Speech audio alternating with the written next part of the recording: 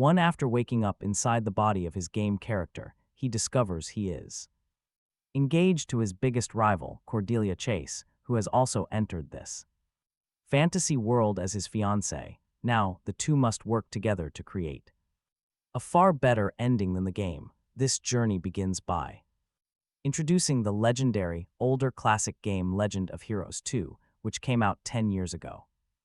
Even now, players are active. He enters the Hall of Honor. Today was the day rankings finally update. Suddenly, he notices two female players watching him. From the corner, a player with cat ears named Romantic Cat asks the main character if he is first again as Outboxer. No ranking changes this month either, but the girl standing right next to her, Yellow Storm, suddenly interrupts her friend. She plays the character Cordelia Chase. She declares she will be first this time. Dream on. With a relaxed smirk, he tells her to stop being arrogant. He strikes a smug pose and reminds her that she will stay in second.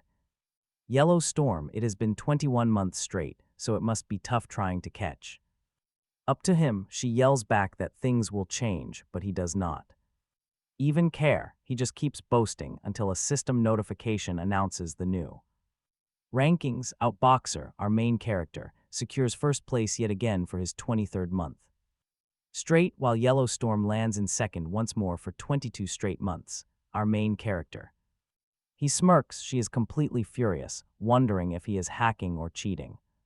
She begins throwing out heavy curses left and right, but the automated system keeps censoring her aggressive messages. The cat girl warns her to relax before she gets a permanent chat ban. Suddenly, a strain alert pops up indicating that both Outboxer and Yellow Storm logged out of the game. Here is the crazy part. A system message reveals they both entered the mythical fantasy world. Moments later, our main character wakes up inside a luxurious bedroom. Gasping for air, he wonders where he is and what happened. Struggling with a severe headache, he rises from a chair and stops right in front of a large mirror, realizing this is his exact character from Legend of Heroes 2. Plus, he looks incredibly young. He stares in disbelief, questioning if this is really his own face. Suddenly, a sharp headache hits and forgotten memories begin to flood his mind. The land of Pleiades in Legend of Heroes 2 is a magical place where countless heroic legends unfold. Mighty kingdoms wage endless wars while angels and demons descend from the heavens. As all this knowledge rushes through his mind, he finally understands that he has been transported inside the actual game world. Even crazier, he is now a much younger and weaker version of his character, a swordsman from the respected Bile family. As he continues stare at his reflection, a sudden knock on the door interrupts him, asking they can enter. Young master. Hearing that title leaves the main character in shock. Since he does not reply, the visitor slowly opens the door and walks into the room, catching him looking incredibly awkward. Her name was Maya, Jude Bile's loyal maid. She quickly bows and apologizes, stating she had no idea he was inside and assumed the room was empty. Our main character, feeling quite desperate, tries his best to recall her name. He clears his throat and asks why she came. Having absolutely no clue what is happening, he must quickly act normal. Maya replies that it is nothing major, except that his lovely fiancée. His visitor was already waiting in the parlor. Jude was trembling. He had no dating experience, none, and now he was suddenly engaged. Meanwhile, in the Bale family living room, a girl on the couch was complaining. She was tired of waiting. This demanding fiancé was none other than Cordelia Chase of the famous magician family, whom the main character knew as Yellow Storm. Terrifying, the prospect of marrying his greatest game rival completely freaked him out. He kept his cool, trying to make sense of this bizarre situation. If she was indeed his former rival, things would be much easier. He walked in. He went to greet her, almost introducing himself by his gamer tag before stopping. He quickly corrected it, introducing himself as Jude Bile while watching her closely. Oh, this is perfect. Their eyes lock, and both instantly freeze in total shock. Stunned, they both screamed, "Why are you here?" Completely flustered and embarrassed, he forced himself to start thinking. He had to analyze the situation. Cordelia Chase was sitting right in front of him. She was supposedly his fiancée, but he just couldn't shake his rival's online name. Seeing his blank stare, the maid playfully teased if he was already smitten. Sitting opposite each other, they sat in silence until he decided to test her. He leaned in and whispered a quiet greeting to his rival, Yellow. She showed zero reaction. Jude wished the floor would just swallow him whole. Still, he refused to give up, even with the maids watching their every move. Since they were not alone, he needed a clever way to bypass the bystanders. Absolutely certain of her identity, he dropped a specific piece of in-game code. Left side of the entrance, column 9 at 9 o'clock, her eyes instantly widened. She recognized the coordinates immediately, the classic 12-hour cooperative startup window. She understood the location perfectly. Jude watched her face light up in recognition. Jude knew that only the real Yellow Storm would decode those coordinates. She understood immediately. Standing up, she told her maid they were leaving. Her personal guard, Dahlia, was utterly baffled and asked what she meant. But Cordelia was already walking out, with Dahlia scrambling to catch up. Before she left, Jude teasingly called out that he looked forward to their next meeting. His own maid stared at him, confused by his sudden change of attitude. He claimed it was nothing, but inside, his mind was spinning fast. Her defensive reactions were identical to the fiery temper of Yellow Storm. Later that night in the Bale Garden, Jude stood freezing in the cold. Northern summers were brutally chilly, and he quietly wondered if she would actually show. Suddenly, a hooded figure emerged from the shadows, prompting him to call out. He called her Yellow Storm. Lowering her hood, she fired back with his old name, Outboxer. Stepping closer, Jude admitted he had been thinking about one specific thing. She quickly interrupted, claiming she already knew exactly what it was. He asked if she felt it too. She nodded, "Me too." The playing around stopped, and they both got down to business. She asked when he woke up, but Jude could not recall the exact moment. He guessed it was around 2 days ago, though the memory remained highly selective. Annoyed by his vague answer, she demanded to know why he was so incredibly clueless. He asked if she forgot Jude Bile's body suffered from severely blocked meridians. It was the 9 yin pathways, a brutal disease caused by overwhelming yin energy. This left his body totally frail, making it completely impossible to channel any mana. Apparently, he was burning up 2 days ago, muttering nonsense while totally unconscious.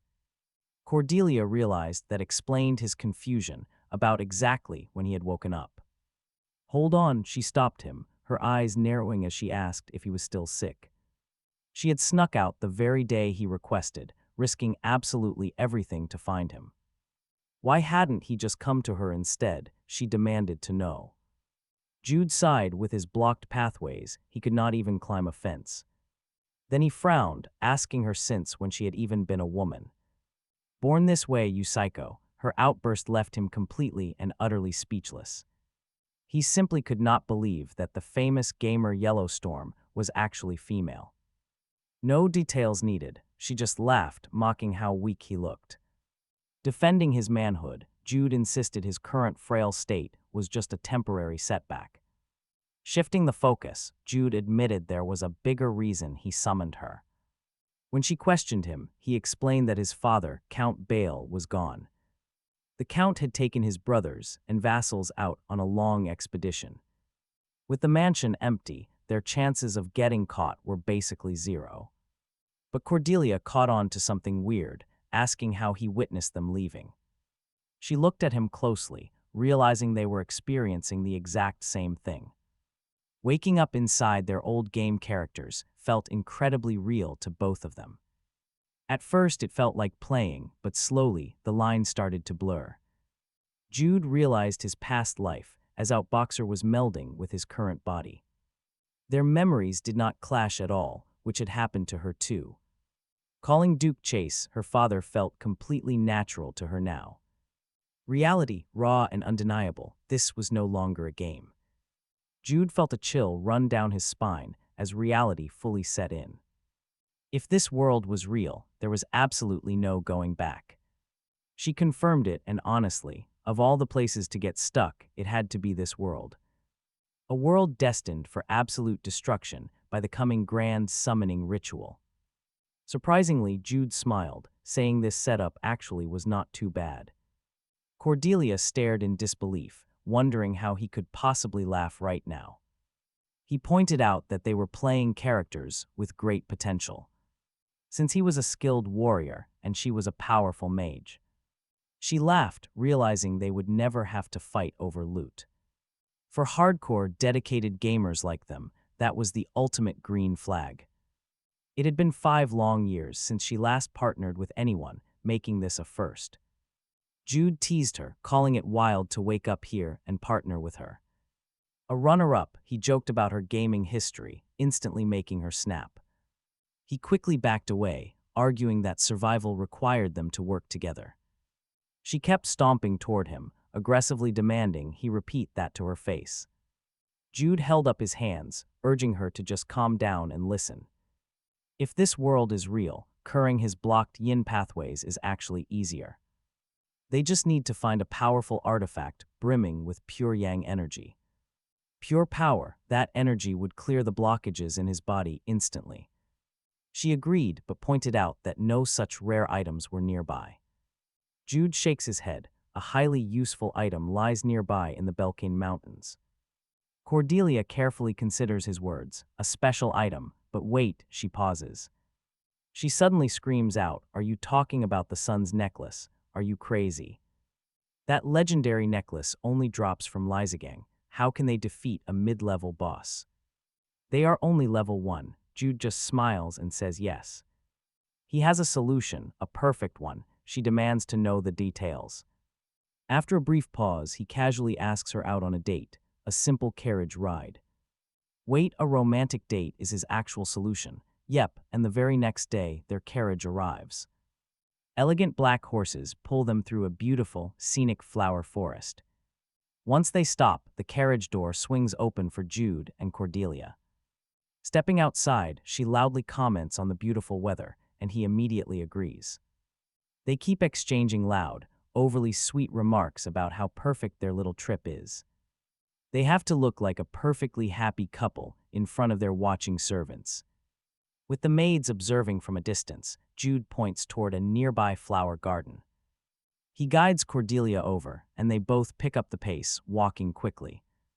Once out of earshot, Cordelia immediately groans that she cannot keep up this act. Jude does not mind her swearing, as long as she keeps her voice down around others. He warns her to slow down so the maids do not get suspicious. Cordelia sighs heavily, demanding to hear the real plan to steal that legendary item. How on earth can 2 level 1 characters actually take the sun's necklace from a monster? The powerful necklace is a divine treasure capable of completely suppressing demonic curses. It is sealed deep inside the Sun Temple, located within the Belkane Mountains. Jude calmly replies that he never planned on actually fighting the boss. What then? Spill the details. She demands to know every single step. He tells her to trust his methods, then asks if she brought the items. Cordelia confirms she did, though hiding everything under her heavy dress was incredibly difficult. Jude praises his reliable yellow storm, earning an immediate, icy glare from her. "I am not yours," she snaps. "Just tell me how we do this." Jude points over to a massive cliff and explains the path is incredibly simple. He confirmed the terrain matches the game perfectly, meaning they just need to reach it. He expects her to carry him and jump. Honestly, talk about a crazy leap of faith. Cordelia objects, pointing out that the temple entrance should be down past the flower beds. She questions why they must jump, so Jude asks about the secret western path. He reveals it is an incredibly fast shortcut, catching her completely off guard. "I knew that," she stammers. "I was just testing you, idiot." She is a terrible liar, but Jude simply explains they cannot take the main path.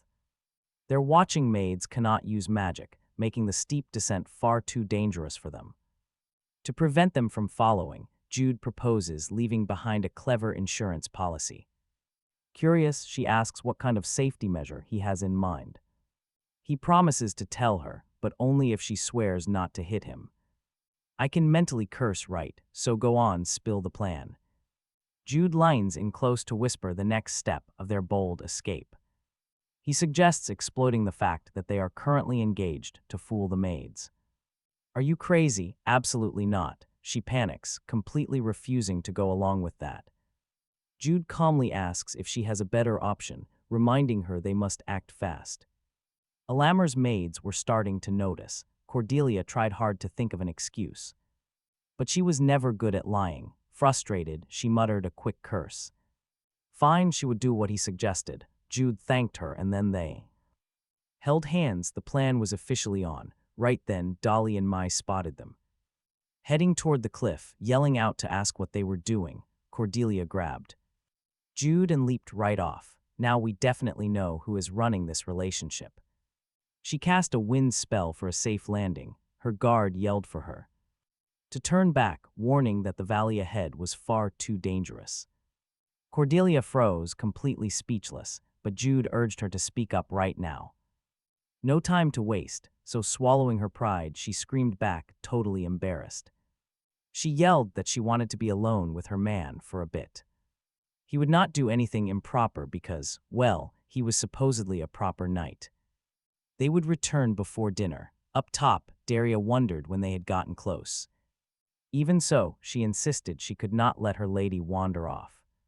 Too dangerous, but Maya placed a hand on the guard's shoulder, calming her down. The young master had the noble conduct of a knight, presumably. Meanwhile, our couple ran away as Daria yelled, asking why everyone only assumed he was a knight. Once they ran some distance, a deeply flushed Cordelia snapped, asking why she had to pull that stunt. She even carried him. The embarrassment was unbearable. But Jude quickly reminded her that his 9 paths were completely blocked, meaning there was no way he could carry her, to prove his point. He flexed his thin arm, fuming. She could not wait for him to heal. Jude recalled that he had also faced his share of deep embarrassment. When he wrote a letter asking for a date, Maya watched him write everything.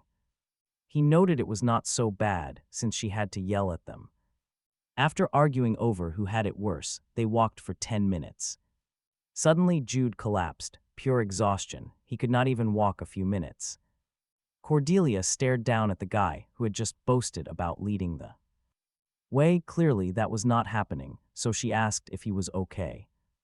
Jude groaned that he was not okay at all, blaming his blocked paths.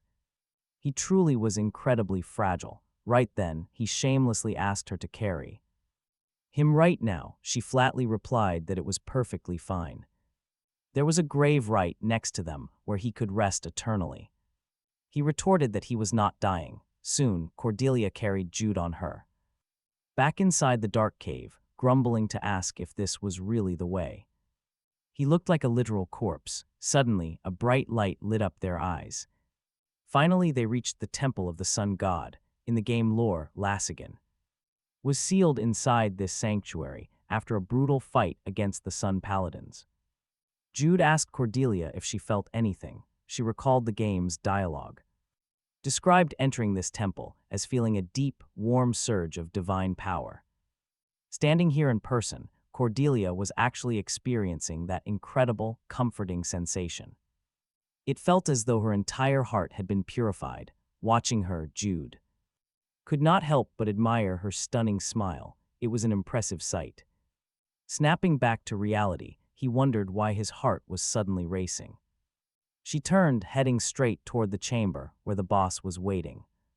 Jude tried to calm his racing chest. He blamed the sudden fluster on Cordelia being just too beautiful to handle, the girl herself. Glanced up, realizing this place matched the game perfectly. The hall was made to bury secrets. Now, they had to fight a beast that took everything to lock away. Was beating it even possible? Jude nodded, confidently asking for her prepared stash. Cordelia agreed and reached down, slowly lifting up the hem of her long skirt. Flustered by the sheer embarrassment, she glared at him and warned him. "Do not look this way for even a single second, or I will actually kill you." She fished out some parchment, 2 vials of red liquid, a brush, and a pen.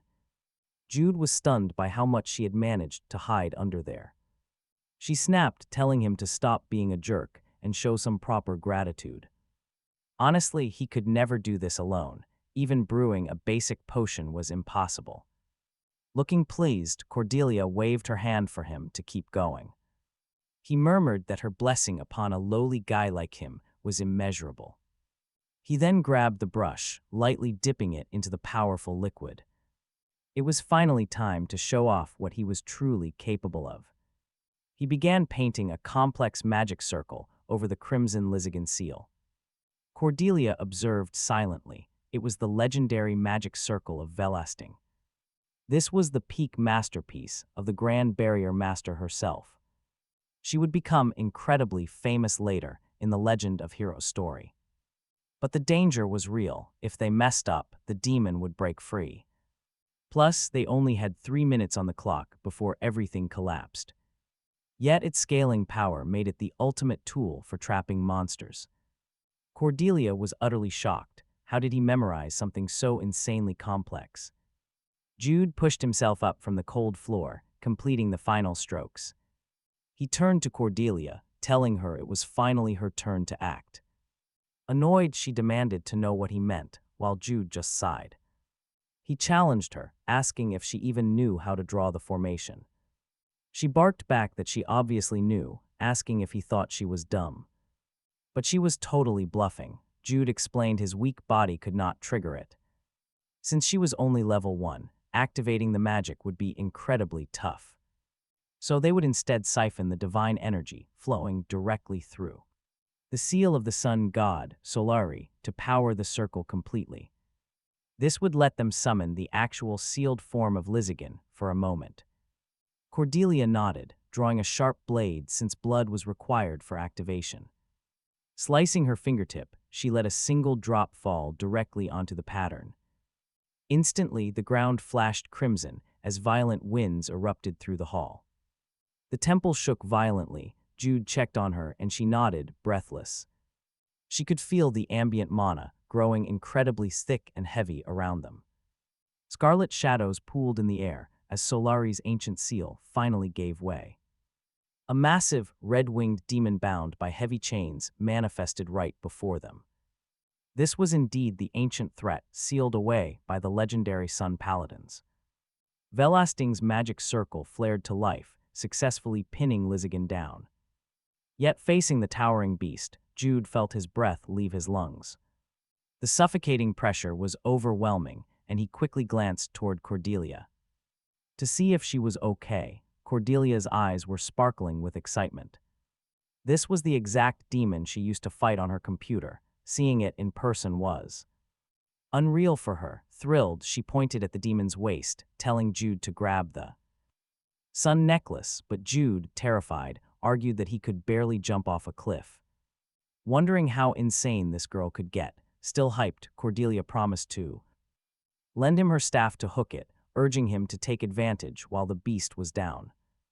The main character took the staff and crept toward the boss. It was definitely safer than using his bare hands. Meanwhile, Cordelia stayed totally pumped up about the situation, non-stop yelling at him to hurry it up. Jude was almost at the target when they both froze. A sudden shadow instantly snatched away their joy. Lysigan, the Crimson Moon demon, finally awoke, glaring furiously right at them. But the main character, acting before the demon could react, hooked the sun necklace with the magic staff. Then they bolted. The demon was completely enraged and screamed at them, calling them miserable insects. His roar shook the temple so violently that everything trembled. Jude faceplanted hard. He was still weak. He had absolutely no way to defend himself. Staring at the demon, its sealed state still held terrifying power. Faced with that overwhelming pressure, Jude could not even stand. But Cordelia just shouted, calling the beast a chained-up, useless bum who could not move. She instantly summoned a glowing magic circle and unleashed a barrage of magic missiles at The demon blasting it right in the face. Honestly, anyone would be in pure shock here. They were definitely going to die now, he screamed, asking her if she was insane to provoke such a monster, but suddenly a strange glow caught his attention. Bright level-up lights flashed around Cordelia, absolutely unbelievable. If Lizagan was like the original game, he would be far too strong for them to even touch, but thanks to Velost's secret magic circle shortcut, this insane feat was possible. Dealing even 1 point of damage was enough to trigger a massive level-up, thanks to the sheer gap between their levels. Both of their gamer minds instantly calculated the massive potential gains, and they grinned. It was no longer a terrifying demon standing there, but a goldmine of experience points. The great demon roared in absolute fury, outraged by their disrespect while taking magic missile.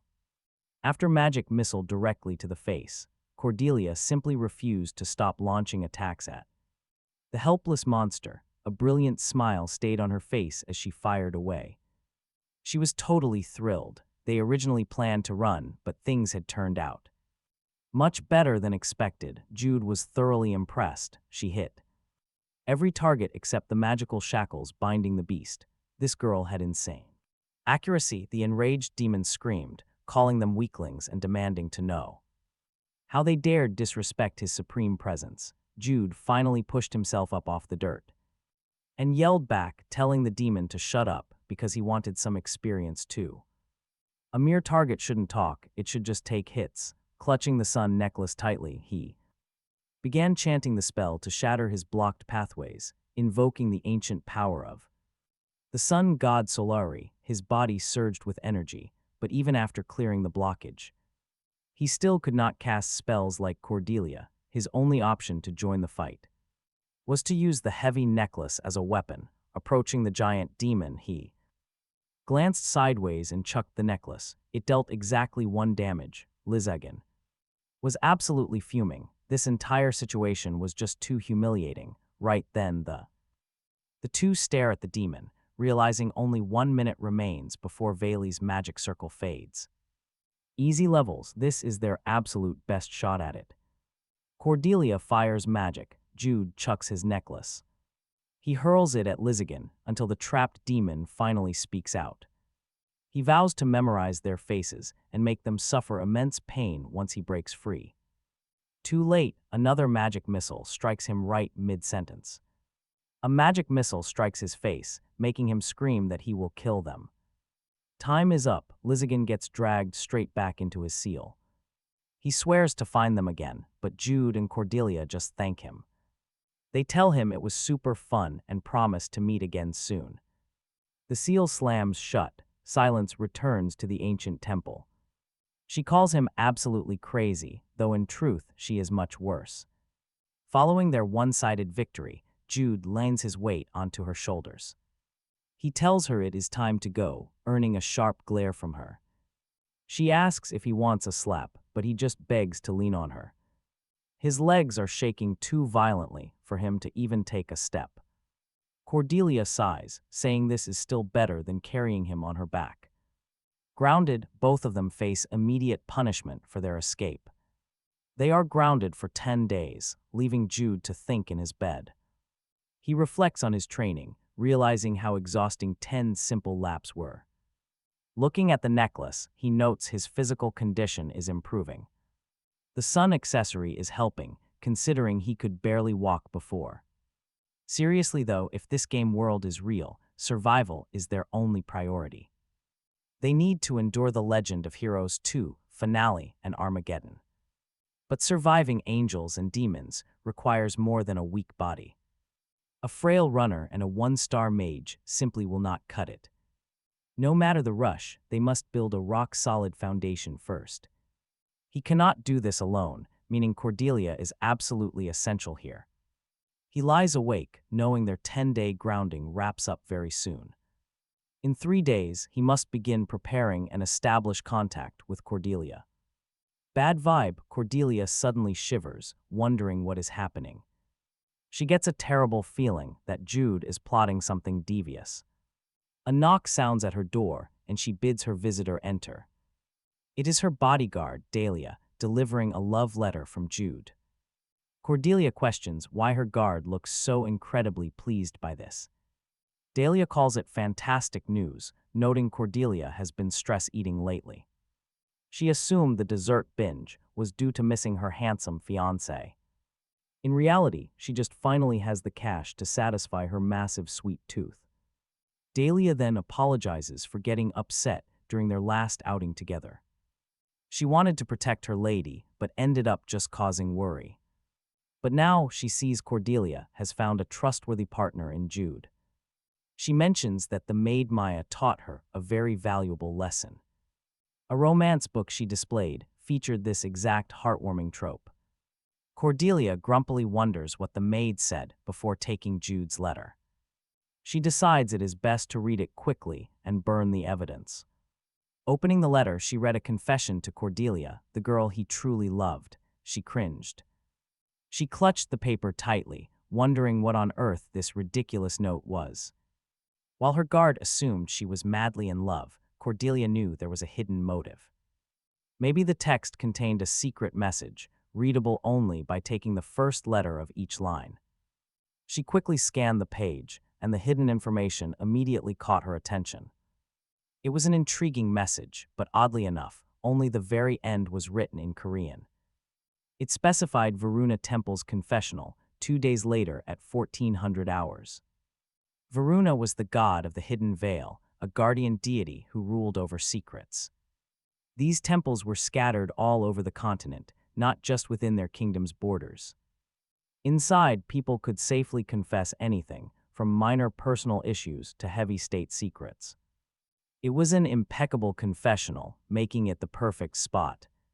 She checked for hidden items, convinced he wasn't just trying to mock her for forgiveness. If he wanted to outbox her, he wouldn't just ask to meet out of nowhere. So she immediately informed Dahlia that she wanted to head to the temple in 2 days. She planned to meet young Master Jude Bile at the temple. Hearing this, Dahlia gasped. Dahlia squealed with excitement, teasing that he asked for a date the moment her confinement ended. It seemed the young master was incredibly eager to see his mistress as well. Cordelia grumbled to herself, knowing that Dork only wanted to see the leveling up effect. Still, an excited Dahlia told her mistress not to worry about a thing. She promised to make sure the two of them would get plenty of alone time. Cordelia shyly thanked her, though secretly she was just too exhausted to argue back. Soon, Cordelia was in the city, ready to board a carriage bound for the temple. Her guard wished her a wonderful trip, promising to stay back to give them privacy. She wanted to ensure the young couple had a cozy and completely undisturbed date. Cordelia thanked her and left, while Dahlia yelled that she would follow her. In 30 minutes to enjoy their romantic date, leaving Cordelia thoroughly annoyed. She insisted it was nothing like a date, this was strictly a co-op mission. It was just a cooperative mission, she repeated, trying to convince herself. Walking into the temple, she heard someone call her name and quickly stepped inside. There sat young Master Jude Bile, patiently waiting for her arrival. Staring at Jude Bile, she asked how he had even managed to book this private confessional. Did he find some sort of loophole? Jude Bile just flashed a confident smile. He admitted he simply bought the space, boasting that he was a count's son after all. Cordelia warned that his family would suffer a heart attack if they ever found out. But he waved it off, noting they had not returned from their grand expedition yet. Cordelia then demanded to know why he called her, and he mentioned a secret event. She was quite confused at first, but he kept going with his explanation. Apparently, details about this event were not written down anywhere online. It was not even on the Legends of Heroes forum, making him the sole keeper of the secret. He was not about to share valuable, hard-earned information with the rest of the world. Intrigued, Cordelia asked if he truly had never posted anything on the strategy forums. He admitted he did post occasionally, but only things that everyone already knew. Realization hit, and she suddenly shouted that she knew something was off. Cordelia was absolutely furious, realizing this unfair secrecy was why she could never catch up. He chuckled softly, mocking her for being incredibly naive to expect anything less. Cordelia demanded to know what was hidden there, wanting him to reveal everything. She remembered the necklace from their battle with Lizigan, expecting something similar. Jude just flashed a mysterious smile, making her even more curious. He explained that he would never call her for something that only helped himself. Instead, there was something for both of them hidden deep within the temple library. A dungeon book, a legendary item that teleports anyone who opens it right inside. Sometimes the dungeon was just a simulation, but other times it was a real location. Jude explained that the prize for clearing it was a highly valuable skill book. It taught both martial arts and magic, but Jude still had not cleared it yet. Since he never ran it as a mage, he was not sure what skill she would get. Intrigued, Cordelia asked if he truly had not completed this particular run either. Jude confirmed it, telling her she would be the first mage to ever clear it.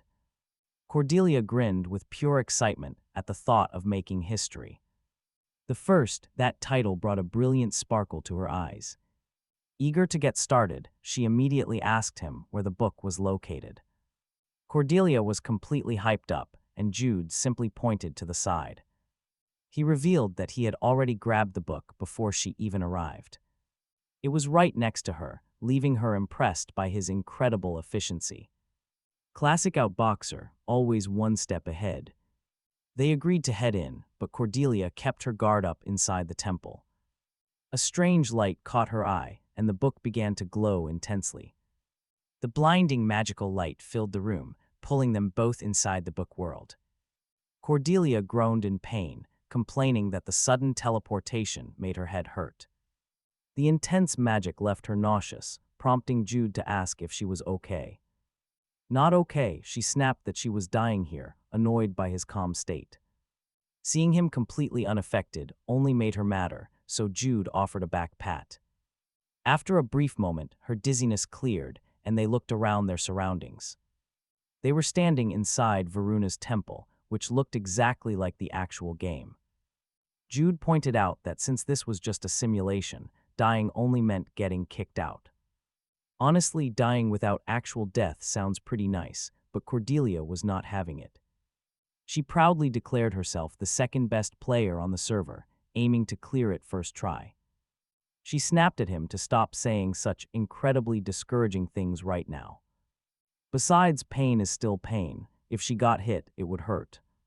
Wondering where the comfort was in that, she listened as he tried to reassure her. He argued that having a realistic fight without actual death was an absolute win. Cordelia reluctantly agreed, then asked if his path-blocking technique was getting any better. He admitted it was progressing slowly, but steady progress was definitely being made. Especially with her right by his side. Caught off guard, she demanded to know why he randomly included her. Jude explained that he preferred hunting down unique items, people, and world events. He was a pure strategist who analyzed every game variable to unlock achievements. But Cordelia was a literal battle queen, earning points purely through raw damage. In fact, when it came to sheer monster hunt counts, she easily doubled his score. Yellowstorm was twice as good as Outboxer, and she knew it well. So since he brought the special book that only he could find. Knowing his own physical limits, Jude suggests she handle the fighting. Cordelia confidently agrees. Don't worry, she says she brought backups. She tells him to turn around. When he looks back, he sees them. Magic stones. Last time, she explains, she could only use basic missiles. But this time, totally different, she is pumped. She gleefully admits she snuck those stones under her dress earlier. She predicted they would need them, and they are not ordinary. These were crafted by her father, one of the North's 4 legends. He is the founder of the famous Chase family, a renowned mage house. Jude uses some dry sarcasm, claiming he feels absolutely safe now. So these stones are her ultimate trump card. She asks if he feels reassured. Classic move, seeing her spill her whole strategy, Jude realizes something. She really is Yellow Storm from the forums. Jude reaches into his bag. He pulls out custom magic scrolls and hands them over to her. They feature one-star magic circles carrying lightning and light elements. Cordelia is stunned by their sheer complexity, asking if he made them himself. He explains he couldn't just stand around doing nothing, so he prepared. He crafted scrolls with different attributes suited for their current low levels. She is utterly shocked that he memorized them all. Jude just shrugs it off. He asks if a rank 2 mage from a famous family should find this hard. Annoyed, she snaps back that she absolutely can, while Jude smiles, enjoying the tease.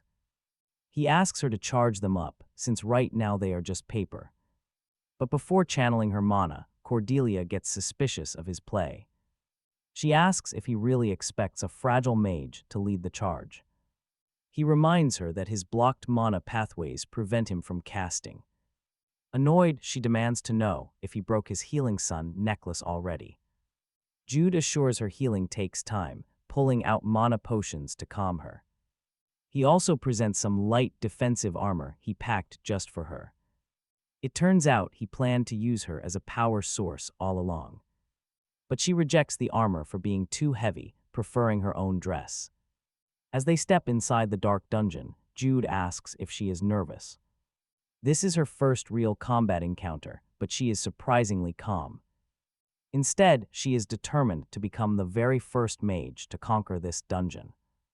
They head deeper into the damp corridors until a strange sound echoes ahead. Jude warns Cordelia that enemies are waiting just around the corner. They need to prepare right now. Taking a deep breath, she nods. He still worries about her safety, but vows to cover her back. Thanks to his game knowledge, Jude knows the incoming goblins wield dark magic. The ugly monsters suddenly leap out, ready to tear them apart. But Jude quickly casts a light spell, completely blinding the beasts. Pointing forward like a classic Pokémon trainer, Jude shouts, "I choose you, go love." Incredibly, she actually plays along, mimicking a funny little battle cry. She fires a deadly magic missile, quickly following up with 4 more. The blast easily clears the room, but the noise alerts nearby reinforcements. Though precise, the noise still attracted enemy reinforcements from the very next block. Focusing on her earth magic, following Jude's instructions, she watched closely. She warned him not to rush since they still had time. She waited for the enemies to step right into her line of sight. The moment they appeared, Cordelia cast a slick spell, making the ground slippery to trip the goblins. Next, she cast a binding spell to freeze them. Jude approached her with a mana potion, highly impressed by her quick reaction. He praised her crowd control. After all, that was her absolute specialty. She chugged the potion down while he planned their next move. Unlike their boss fights, these weak monsters had to be cleared. For experience, Cordelia really wished she had a double experience potion. 5 hours later, they were still grinding inside the dungeon simulation. Cordelia was totally exhausted. Back in the game, she just clicked. But in real life, her legs were sore. She regretted doing all those jumps. Jude then asked if she was really tired, considering they stopped often. A lot of time had passed, and since this was her first real training, it probably felt pretty heavy. Annoyed, she thought he was being incredibly irritating. Why was he asking such obvious questions? Of course, training was tough. At the same time, she silently analyzed their entire situation. Reaching this deep at their low level was basically a miracle, especially with all the high-level monsters around. Yet, despite the extreme difficulty, fighting them was actually proving much easier than she expected. The temple dungeons were a brutal challenge, but their preparation was flawless. Jude's perfect knowledge of the monster weaknesses and attributes made all the difference, along with their detailed terrain layout. Jude had planned everything with absolute precision, anticipating exactly what they would need. On top of pure strategy, he provided incredible magical support as well. Did he play support classes in his past life? No matter how annoying he got, she wondered if she had to match his level to reach rank 1. Jude noticed her pouty look, knowing she was holding back her endless complaints. If she spoke up, he would easily counter her, so she kept quiet. Anyway, he suggested they take a quick break before pushing forward. Cordelia insisted she was fine, even though her feet were killing her. And she felt incredibly bloated from chugging too many blue potions. More than anything, she hated that his level was higher than hers. He kept stealing all the final blows on the monsters. Jude teased her, always stuck in second place. She must be furious. She snapped back, calling him the most irritating person alive. Still annoyed, she asked if he was doing all right. He smiled warmly. He assured her he was fine and suggested they head to the boss room. She angrily told him to stop laughing, threatening him if the rewards sucked. As they walked, Jude admitted he had never cleared this dungeon as a mage. He had absolutely no clue what kind of magical reward they would get. Cordelia realized they had been in here for a while and asked Jude about the actual time. She doubted 5 full hours had passed in the real world. He thoughtfully replied that only 20 minutes had gone by out there. 1 minute on the outside meant nearly 20 minutes passed in here, since this wasn't a real dungeon but rather a simulation. The actual speed at which time moved was totally warped. Cordelia grumbled that it took too much time, while Adalia worriedly promised to pick her up in 30 minutes.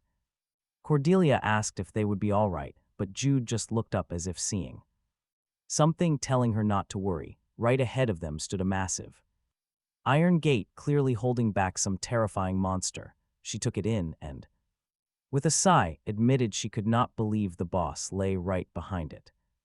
How wonderfully old school for a 10-year-old game. She then asked who the boss actually was. He answered that it was a furious wolf with a lightning attribute.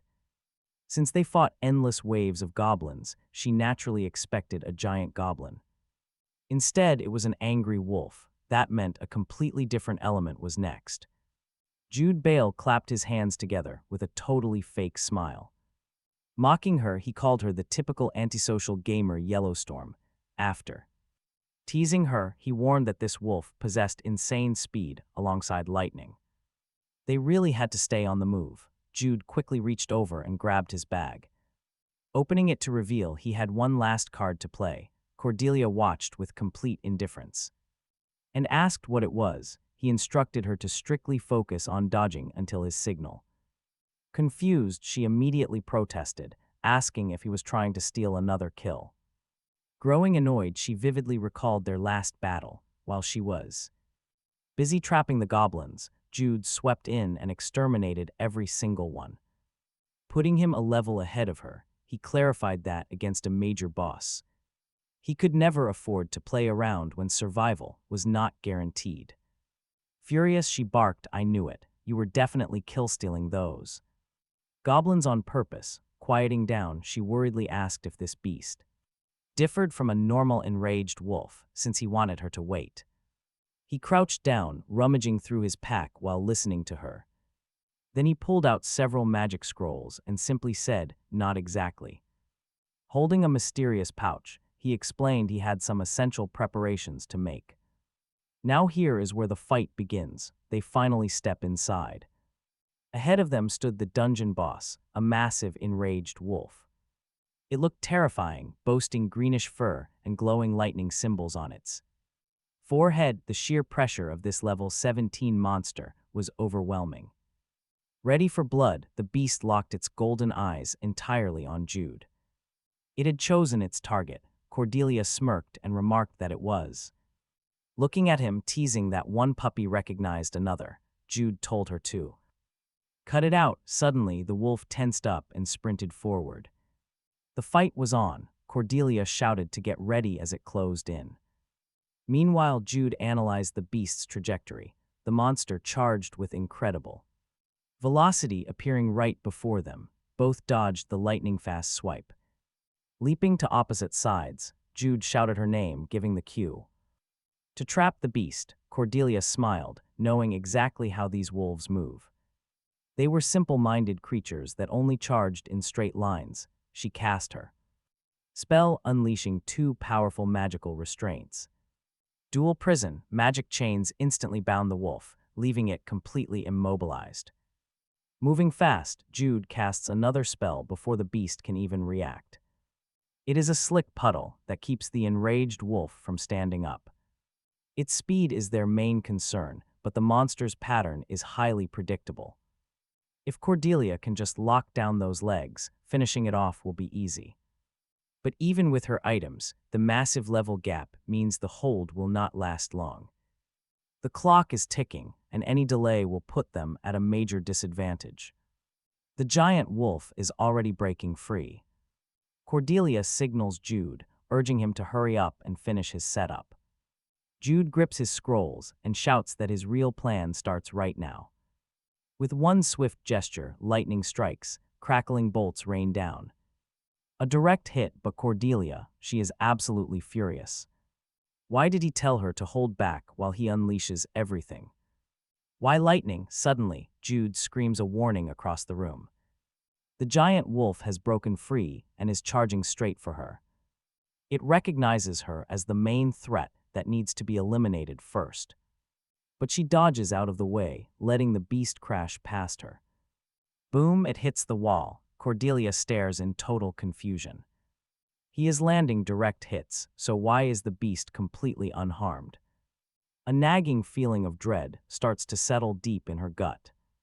Something feels completely off. Meanwhile, the monster struggles to stand. Jude calls out to Cordelia, saying they are missing one key ingredient. Startled, she asks what, and he tells her to cast water magic. She nods, pulling out a glowing blue magic stone from her pouch. Unleashing the spell, the water blast strikes the wolf, making it roar. Jude grins, calling for one more lightning strike to seal the deal. He fires another bolt, thrilled by how well the elements combine.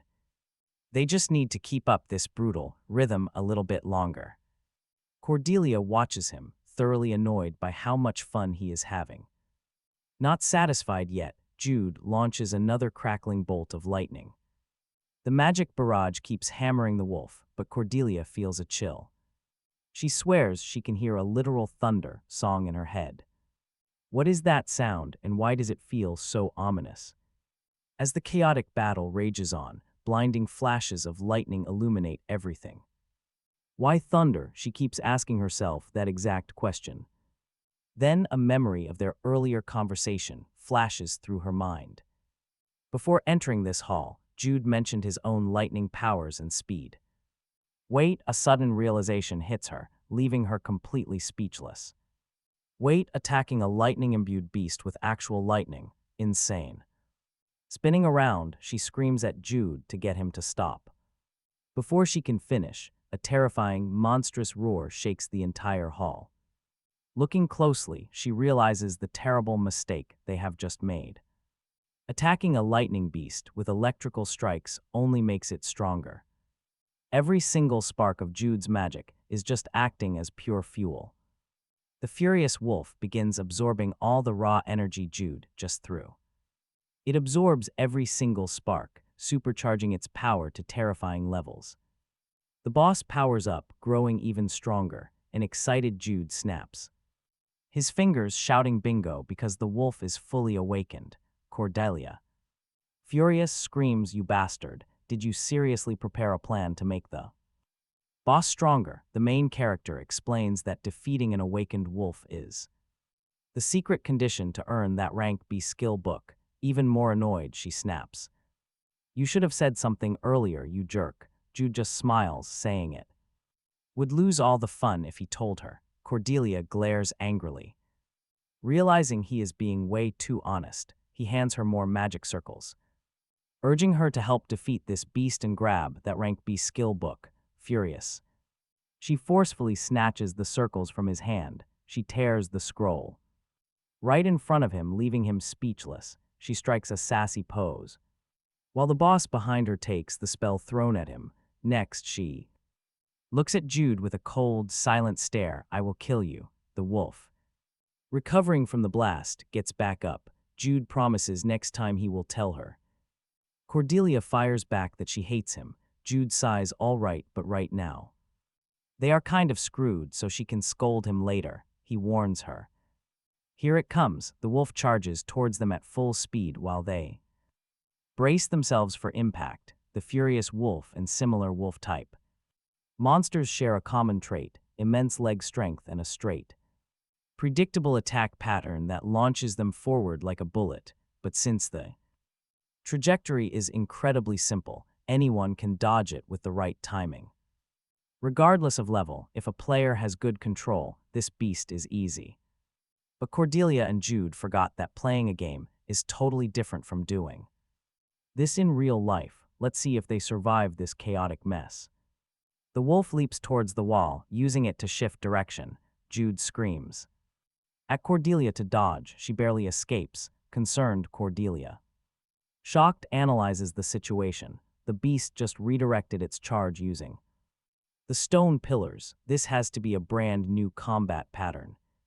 It definitely changed because the boss ranked up, all thanks to that idiot. She glares at the wolf, watching its movements to predict its next target.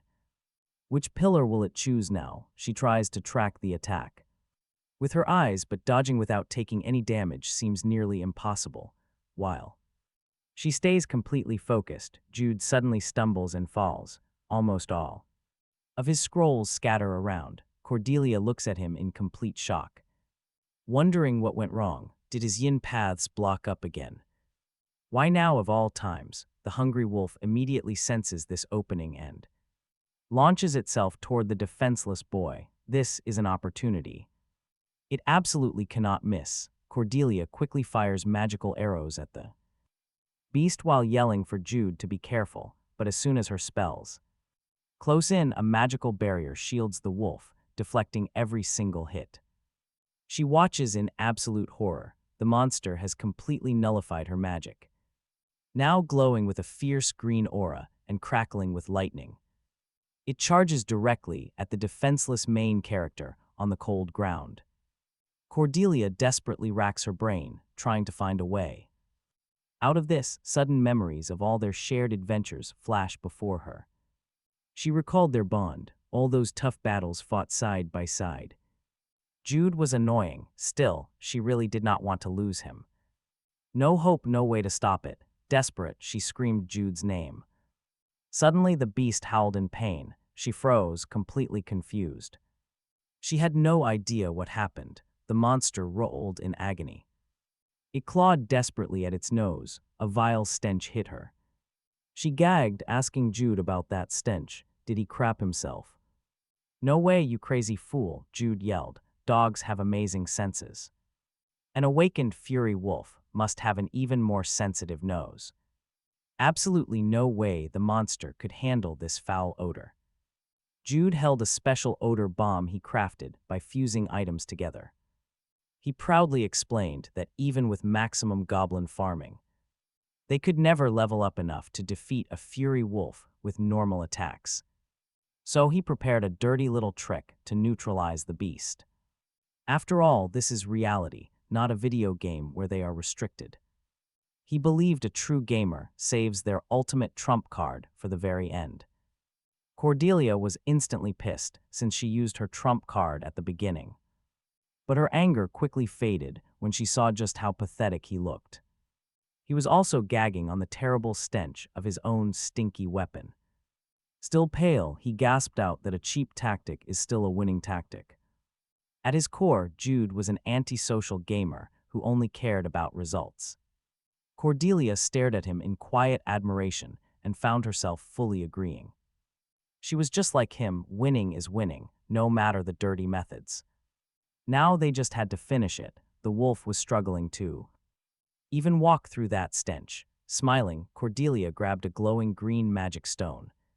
She declared it was medicine time for the bad dog, casting an earth spell. A massive pit opened up, and the poor monster plummeted straight inside.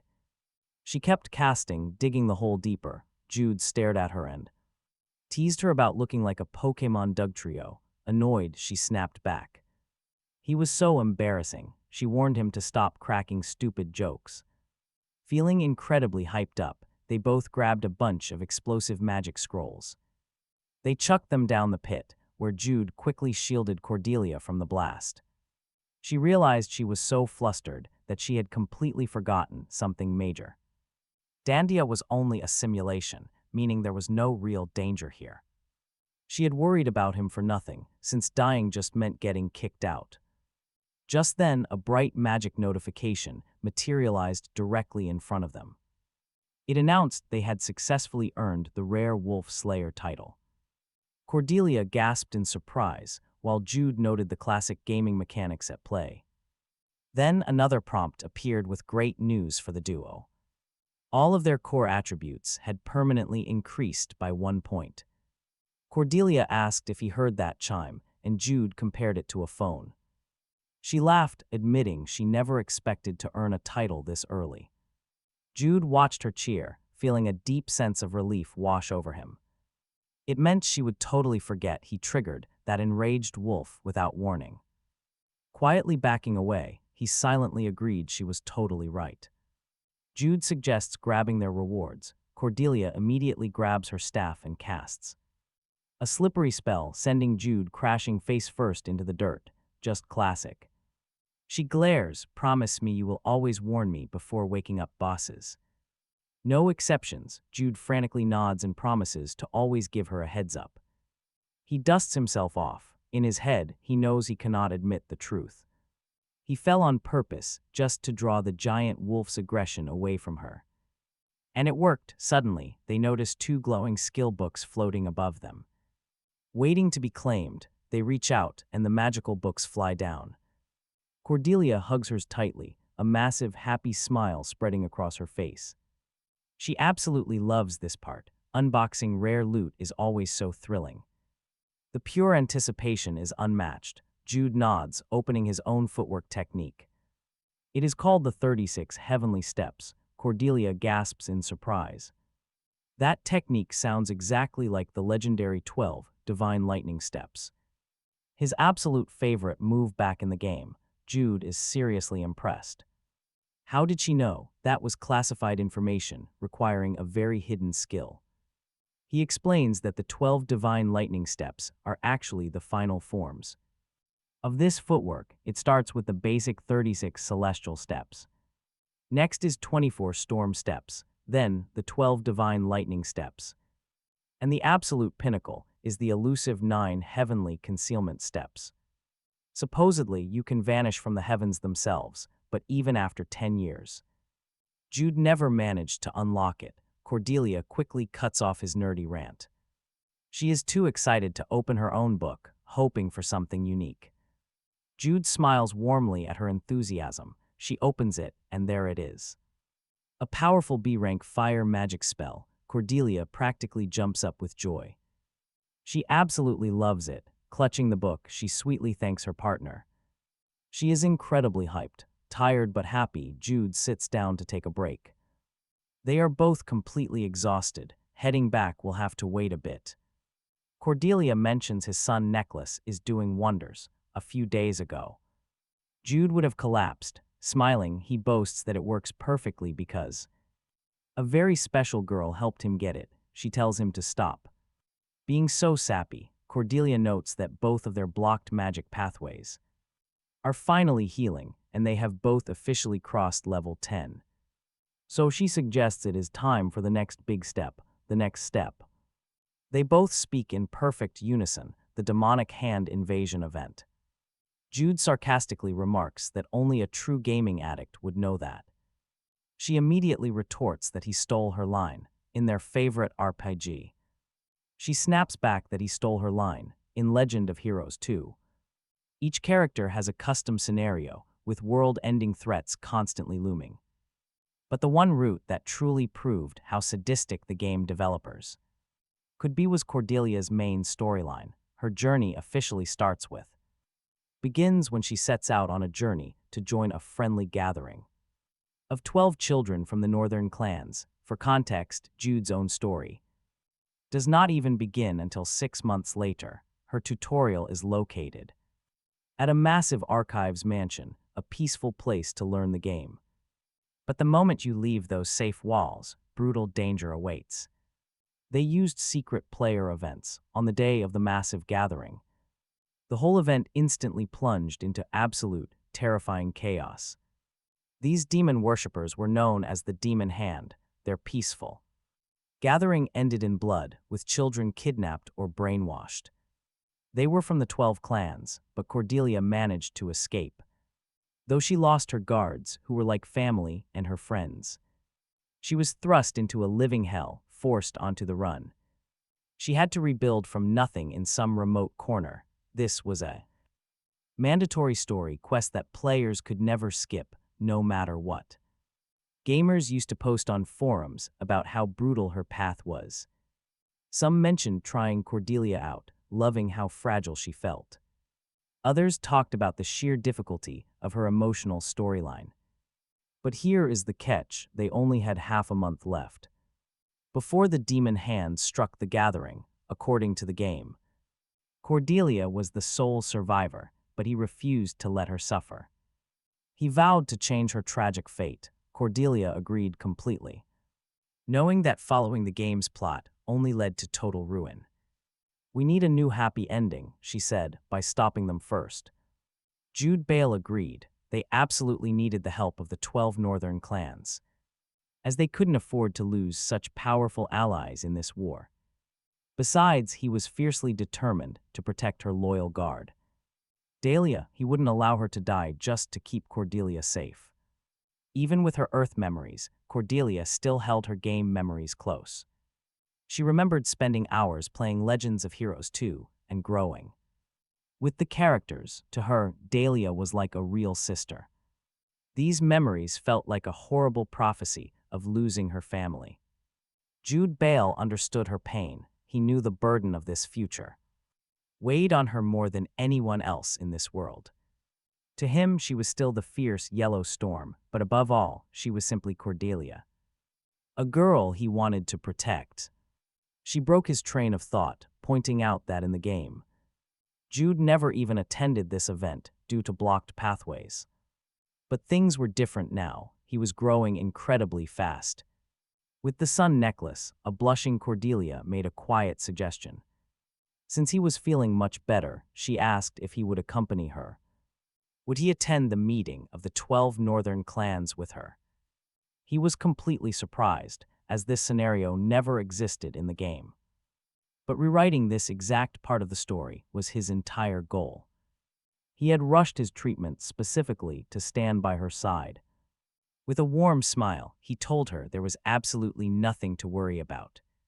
He would gladly go if his dear Cordelia wished it. She instantly cringed, telling him to stop with the sweet talk before she got goosebumps. Back at the Bale estate, Jude was pushing himself to the absolute limit. He collapsed onto the grass after completing his grueling 10 morning laps. His mentor, a retired knight named Vader Cromwell, watched him closely. Ver approaches with a smile, noting that Jude broke his record and his stamina is growing more and more every single day. This means Jude can finally learn the Bayer family martial arts as soon as the Count returns. Ver looks at Jude. He watches Jude with a mix of pride and concern, telling him not to be discouraged about starting later than others. With his talent, the young master will easily make up for lost time. Ver asks if Jude understands his point. Jude nods, assuring the older man that he will keep those wise words in mind.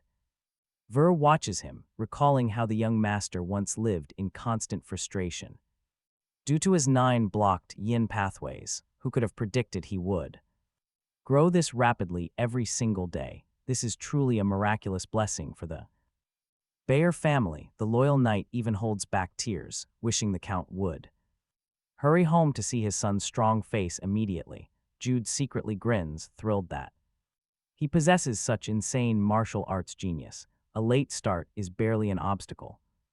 Suddenly, a loud shriek interrupts his thoughts. Maya, his personal maid, comes sprinting right toward them. Jude turns to her with a worried expression, asking, what on earth happened to make her look so utterly panicked? Maya stops right in front of him, gasping for air. She reveals that a letter from Chase County has just arrived. Ver asks if Lady Cordelia sent it to Jude. But Maya shakes her head. The letter is actually from her father, Count Arthur Chase. Jude's blood runs cold. Cordelia's formidable father has summoned him. For an urgent meeting, soon enough, Jude arrives at the Grand Chase County estate.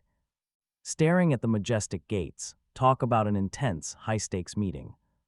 He still cannot believe he is actually here, recalling the letter's ominous words. The message demanded he visit to discuss his recent secret escapades with Cordelia.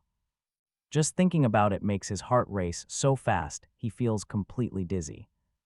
The pure pressure of this upcoming confrontation is so overwhelming, he honestly fears he might pass out. Jude wonders what kind of man Count Chase truly is. Based on Cordelia's wild stories, her father sounds like a complete eccentric. Walking toward the main hall, Jude frantically racks his brain for any possible explanation. Maybe the Count wants to grill him for running off with Cordelia through the fields, or perhaps about their secret rendezvous at the temple right after her house arrest was finally lifted. He is so deep in thought, he barely hears Maya calling out to him. Blinking, he snaps back to reality and responds as Maya tries to soothe his nerves, reminding him that his engagement to Cordelia is official and fully approved by both noble families, even if they bent the rules a little. It should not be a major issue. Yet, even Maya's voice is trembling with nerves. Jude tries to comfort himself, knowing Maya is absolutely right. He needs to chill. The Count probably just wants to meet his future son-in-law, but the sheer reality of facing his terrifying father-in-law throws him into an absolute panic. His hands are soaking wet with sweat as his mind races. This feels way worse than any grueling training he has ever endured. What on earth is this? Jude never used to swear, but having picked up those bad habits from Cordelia, suddenly a voice snaps him out of it. With guard Dahlia standing right there, she offers to escort him straight to the Count. Inside Count Chase's study, Jude asks where Cordelia is, but Dahlia admits she still doesn't know her father summoned him. This piece of news leaves Jude completely dreading the answer, realizing he has absolutely zero time left to scramble up with an escape strategy before entering. Suddenly, the guard knocks on the door and announces that he has brought young Master Jude. Inside, the Count orders him to step inside. The door swings open, and Dahlia softly tells him the Count is waiting. Gathering every ounce of his courage, he takes a slow step toward the room, fully aware this is the absolute toughest boss he will ever face in his life. And honestly, he is totally unprepared. Meanwhile, in a military camp far away, young warrior wonders if the drop in temperature is why the monsters are suddenly appearing so frequently. He can only pray that their city stays completely safe. Standing nearby, Alex Bayer, one of the top 10 swordsmen in the entire kingdom of Saloon and Jude's father, explains that this is exactly why they launched this expedition. They must eliminate as many of these beasts as possible before they can head back. His son nods in agreement and asks about the letter. Alex Bayer replies that it's a message from Victor that just arrived, prompting him to open it. Intrigued, the young warrior asks if everything is fine back home, and Count Bayer reveals that the letter is about Jude, who is not just feeling incredibly healthy lately, but even shows the potential to begin his martial arts training soon, had he cured his 9 blocked yin pathways. Not entirely, Alex Bayer answers, but thanks to the magical sun necklace he and Miss Cordelia discovered, he is steadily on the mend now. Hearing this, Jude's brother smiles, noting that crossing paths with Cordelia was definitely the absolute best thing to ever happen to his sibling. Alex Bayer chuckles softly, saying that if Arthur heard that compliment, he would be highly pleased. Changing the subject, his son asks if their rest period is a bit too long. Alex warns him not to push the troops past their absolute limits just out of impatience. The young man understands, but admits he wants to get back quickly, even if it is only by a second, just to see his healthy little brother. This is Gail Bayer, proud heir to Count Bayer. Meanwhile, back at Count Chase's mansion, Jude is facing the ultimate test. It feels like every bit of progress from his intensive training with the sun necklace has completely vanished. His resolve hardens. turning cold and tense, bringing back memories of standing face to face with the terrifying Lizigan.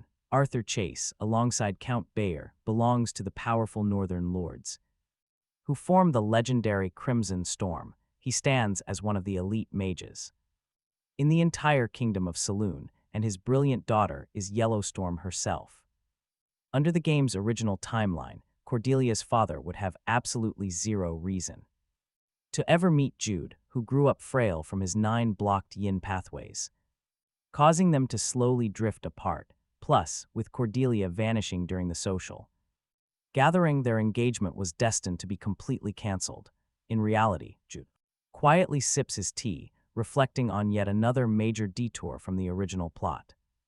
However, something about the taste feels off. Why on earth is it so sweet? Did some maid make a mistake, or is this deliberate? Suddenly, Arthur Chase speaks up, cutting through the heavy silence to mention he has heard some interesting rumors about Jude. Sweating from intense anxiety, Jude frantically tries to figure out his next move. Realizing he's cornered, he decides kneeling is his best bet. The Count looks down at. During that crisis, Jude grabbed a pretty unique opportunity.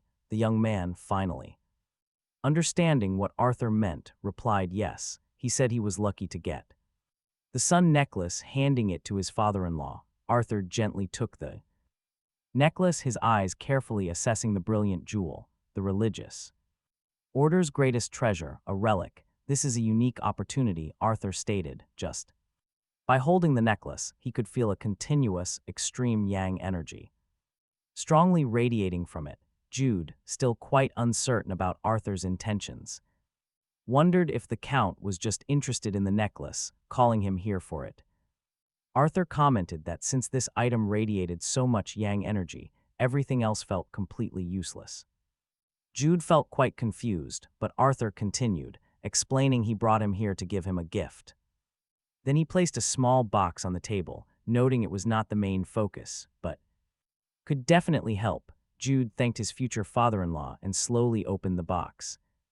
Opening the box, his eyes widened in surprise. Inside lay something incredibly precious. It was the exotic Yang pill, packing powerful energy capable of healing his 9 blocked yin pathways. Jude stood in total shock. This gift was simply too good. Arthur interrupted him again, mentioning a rumor he had heard about when the two of them went down that cliff. He asked if Princess Cordelia really carried him and jumped. Jude stammered and quickly confirmed it was true, while quietly thinking to himself that he could not exactly admit she gave him a piggyback ride, too. The annoyed Count called him a damned weakling, demanding he take these fruits. They will help increase his strength, since weak mages who cannot even hold staves properly do not deserve them. Jude should eat them instead to build muscle.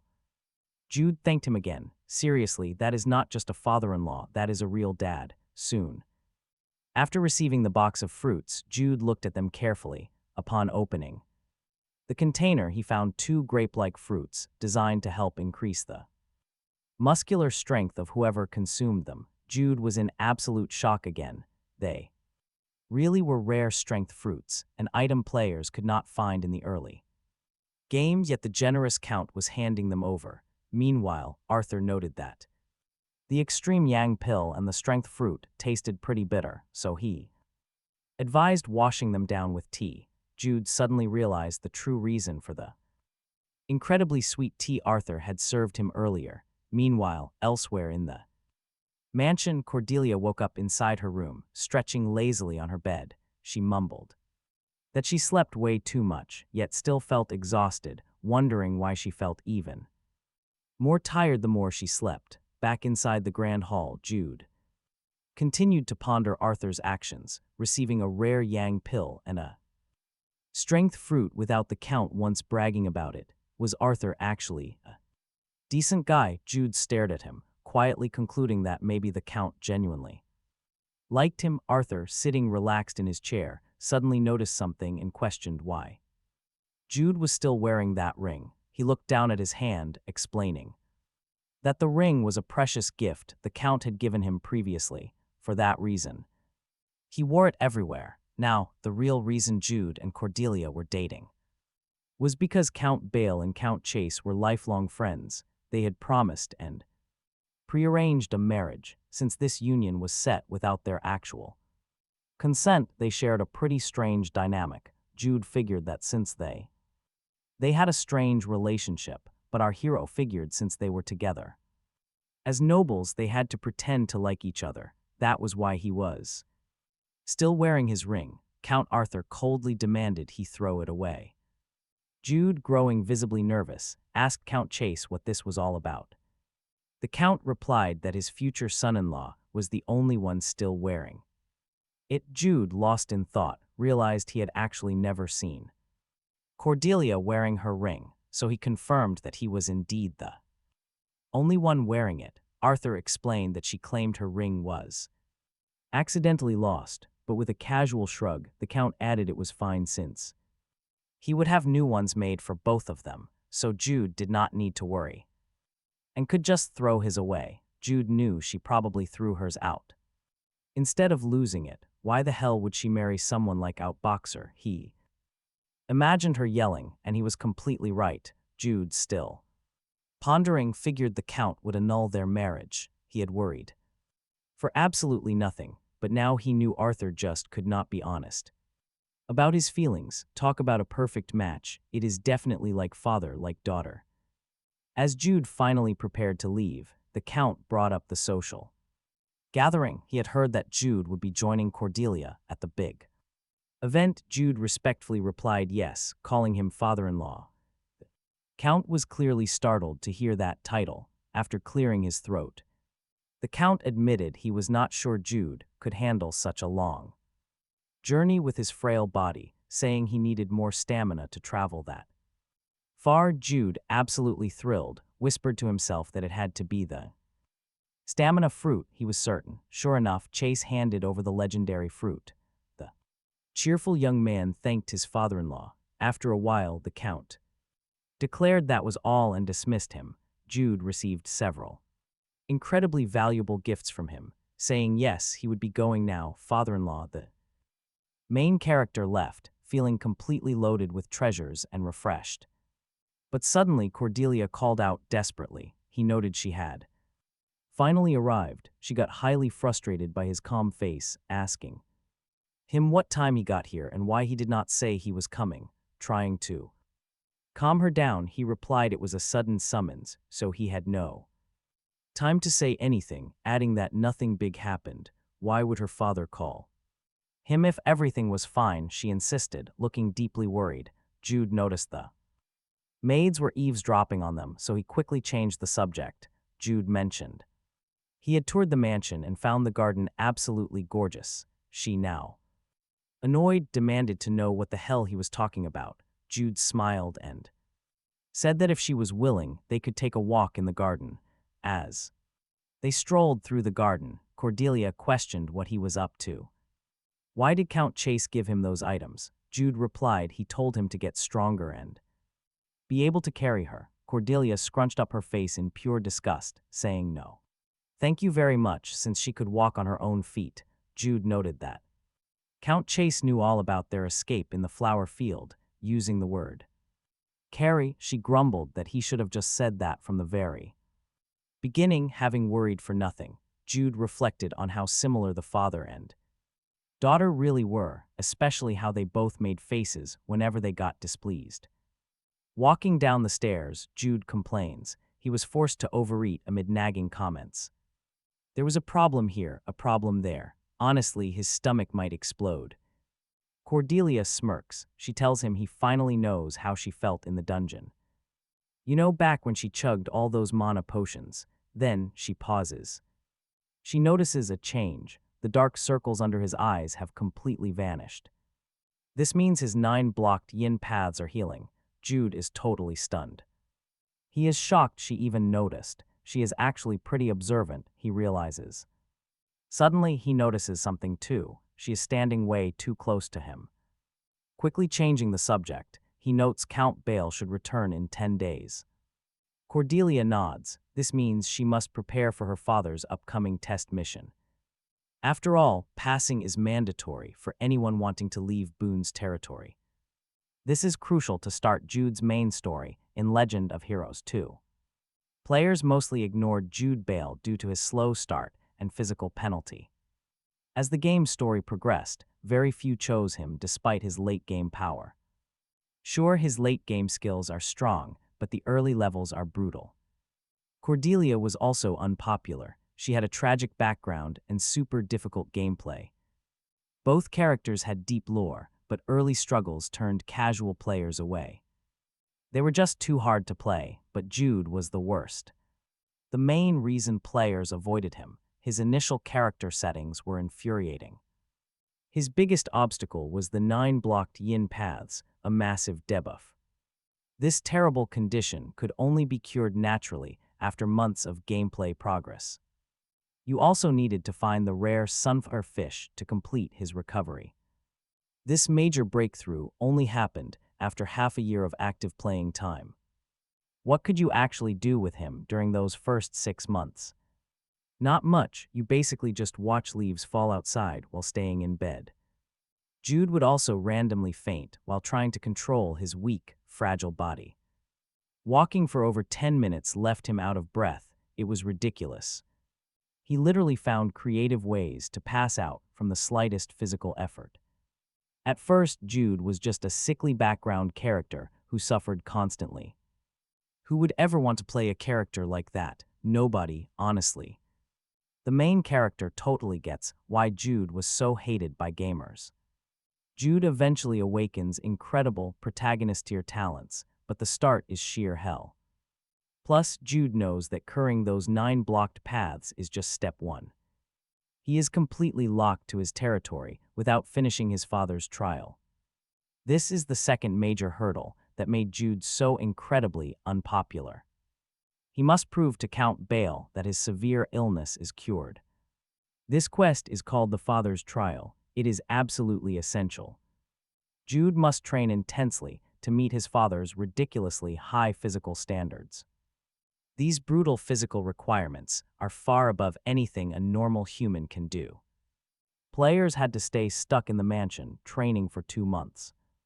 And let me tell you, there are absolutely no cheats or shortcuts. You must do 100 squats, 100 push-ups, and sit-ups daily. Plus running 10 kilometers every day. Yes, it is literally the Saitama workout. Noticing Jude's worried face, Cordelia asks if he will make the gathering. The main character just smiles, telling her she has nothing to worry about. Any trouble because of this necklace? Startled, she asked how the sun pendant could possibly help. See, this item has only a 3% drop rate in the game. It is an incredibly high-tier item. Jude replied that he had already scored big by securing such a precious treasure. Even Count Chase acknowledged his worth as soon as he laid eyes on it. Cordelia agreed, nodding along. Besides the necklace, Jude also pocketed several surprise gifts from his wealthy future father-in-law. Quite curious, she asked if he had genuinely met Count Chase's high standards. Jude replied with a huge grin, saying that on top of everything, he still had Cordelia by his side. She went totally quiet, struggling to process his words, but then quickly demanded to know what he meant, asking why he was smiling like that.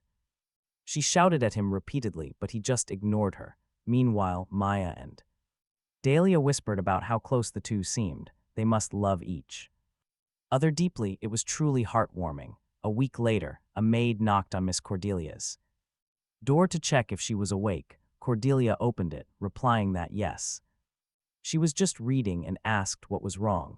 The maid announced a letter had arrived from young Master Jude Bile. Cordelia remained calm but accepted the letter with a polite thank you. Intrigued, Cordelia held the letter, wondering what kind of scheme he was cooking up now. She assumed she wouldn't see Jude again until they traveled to Langest for the upcoming social gathering.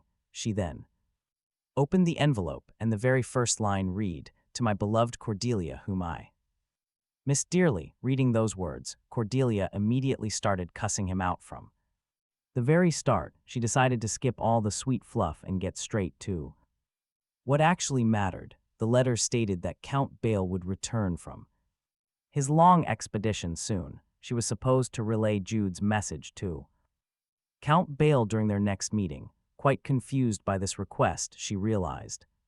He had left out the actual date of their meeting. She wondered if she would have to write back just to find out. Right then, Dahlia entered the room with an urgent update from Count Chase. She informed Cordelia that his close friend, Count Alex Bale, was returning that very day from his expedition, so Cordelia needed to get ready to travel to the Bale estate to join the family meeting. Naturally, she was totally baffled. 2 days later at noon at the Bale estate, Cordelia sat at the dining table, wondering how she had ended up here. She remembered taking a carriage with her father, but why had she even agreed to visit the Bale estate in the first place? Meanwhile, Jude watched Cordelia's nervous expression, thinking she looked exactly like he did when he first visited Count Chase's grand manor. Gail Bale, with a warm smile, sincerely thanked Miss Cordelia for somehow finding the rare sun necklace while they played in the flower fields. Putting Jude aside, she was a true goddess of fortune for their estate. Blushing with embarrassment, she replied that he was giving her far too much credit.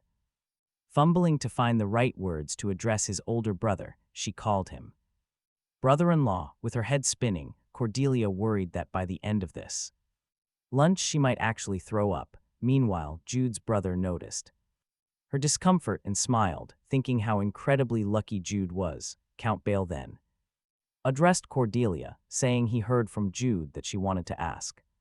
He pressured her to speak up. Terrified, the poor girl started to stammer. The words just wouldn't form. Watching her struggle, Jude realized she was genuinely frozen. Stepping in to save her, he offered to speak on her behalf to his father. The Count gave a slight nod, giving his son the green light to proceed.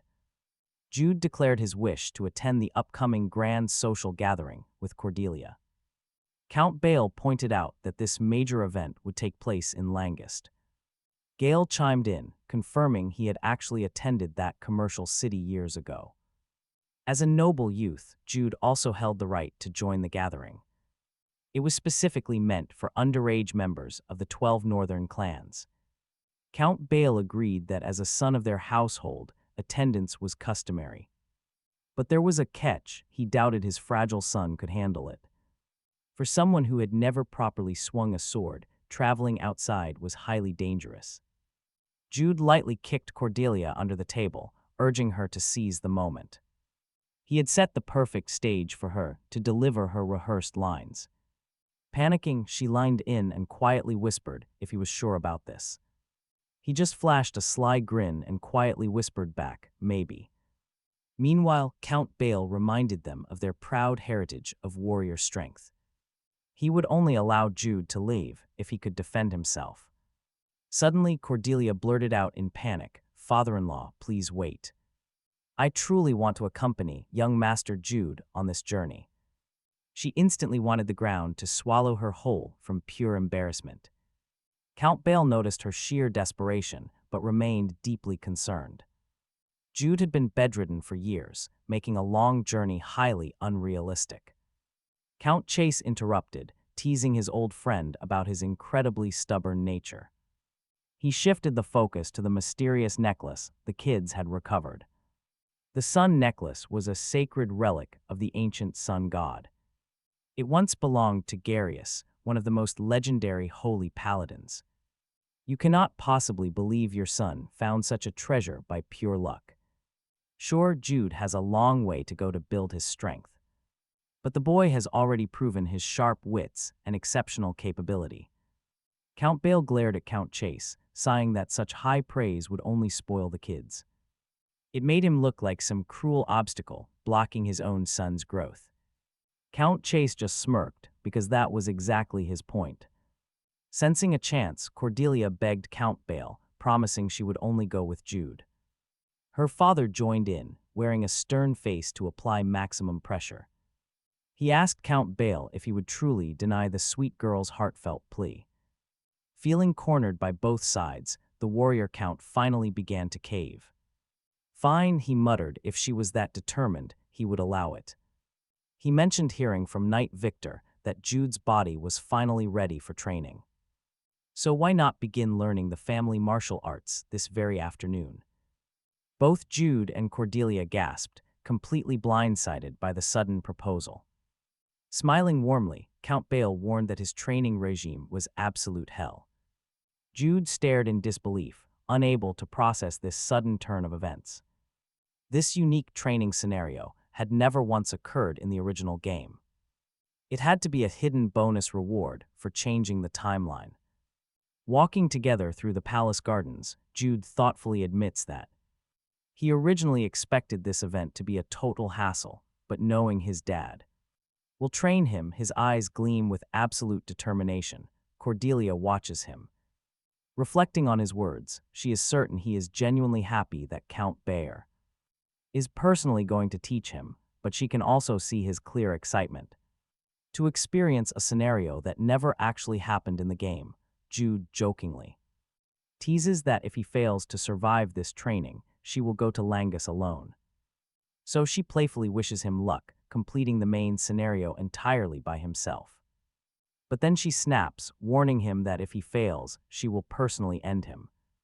Before the world does, secretly, Cordelia is sure he will find a way to pass the training. He is the top-ranked player after all. Still, she begs him not to hurt himself by pushing past his physical limits. Jude, surprised by her unexpected concern, remarks that she really is just like her father. She looks back, clueless about his meaning, retorting, "Of course I am like my dad, who the hell else would I look like?" But he was not talking about looks. As she heads for the mansion gates, Cordelia casually comments that Jude's dad is incredibly hot. His half-closed eyes might give him a chilly vibe, but he is actually highly sociable, with absolutely no obvious weaknesses. She is just glad he is a genuinely good man. Suddenly, her sister Adelia calls out for her. It is time to return to Chase County, so she bids Jude farewell, promising to bring all the requested items to prepare for the upcoming event. That way, he will not have to worry about a thing. Jude, still slightly concerned, wishes her a safe journey back. She turns and runs toward her carriage, while Jude watches her for just a brief moment. He recalls a minor detail. Jude's avatar was designed to look exactly like his father. He shakes his head, telling himself not to overthink it. His maid, Maja, noticing his worried expression, asks if he has a headache, but Jude quickly reassures her that he is fine. Now, 4 days later at the Bayer estate, Jude and Cordelia prepare to set out for the social gathering. Both complain that they are practically dying. After training like absolute prisoners for the last 4 days, Jude mentions that despite nearly dying, he actually saw great results and asks if she did too. She promises to show him once they reach the valley. Right then, Count Chase appears, cutting their conversation short. Jude quickly bows, thanking him for the chance to travel to Langus alongside Miss Cordelia. Stuttering, she nervously adds her thanks as well. Meanwhile, her maid Dahlia announces that preparations are complete and it is time to leave. Count Chase, Alex, and Jude's brother wish them a safe journey, and they warmly promise to return soon. With that, they depart for the social gathering in Langus. Once settled inside the carriage, Jude suggests they use their private time to verify if everything is truly ready.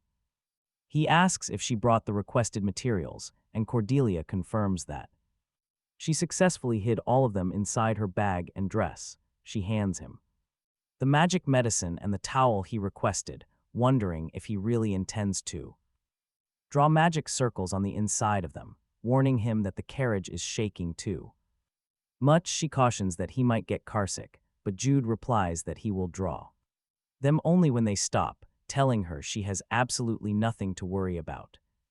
He suggested she should rest first, and she agreed. The previous night she had spent hours reading through heavy magic books, leaving her completely sleepless. Looking outside, Jude stared outside, noting that if they followed the game's actual storyline, they'd get forced onto the longer route. Sure enough, the next morning, Dahlia asks if their path is blocked. Jim, the guard appointed by Count Bile to keep Jude safe, confirms it. While out scouting, the guard spotted Retreating travelers, he asked why and found out the bridge had completely collapsed. Dahlia realizes their only option is to go the long way. Around, Maya immediately worries about young Jude, knowing this detour will be incredibly exhausting. He only recently recovered from sickness, but the guard reassures her, mentioning that the young lady actually studied healing magic from her own fiancé. Dahlia is completely convinced everything will be fine. She notes that Cordelia stayed awake until sunrise studying, showing her incredible dedication. Both maids happily gush about how deeply in love the couple is, but they are completely wrong. Cordelia actually spent the night studying dark and paralysis magic instead. Suddenly, guard Jim calls out to Maya, looking quite embarrassed. He tells her there is no need to worry. He promises to keep the young couple as comfortable and safe as possible. Plus, it is his personal duty to protect Maya. He even vows to guard her with his own life, but she coldly rejects the idea. She wants no life or death situations. Meanwhile, Cordelia slowly wakes up and asks Jude if he heard that exchange. With a completely calm face, he nods. Everything is playing out exactly like the original game scenario. If they head toward the mountain path, they will trigger the secret event just as planned. Cordelia sighs. That is not what she was talking about at all. She meant the romantic words the guard said to Maya. Jude simply nods.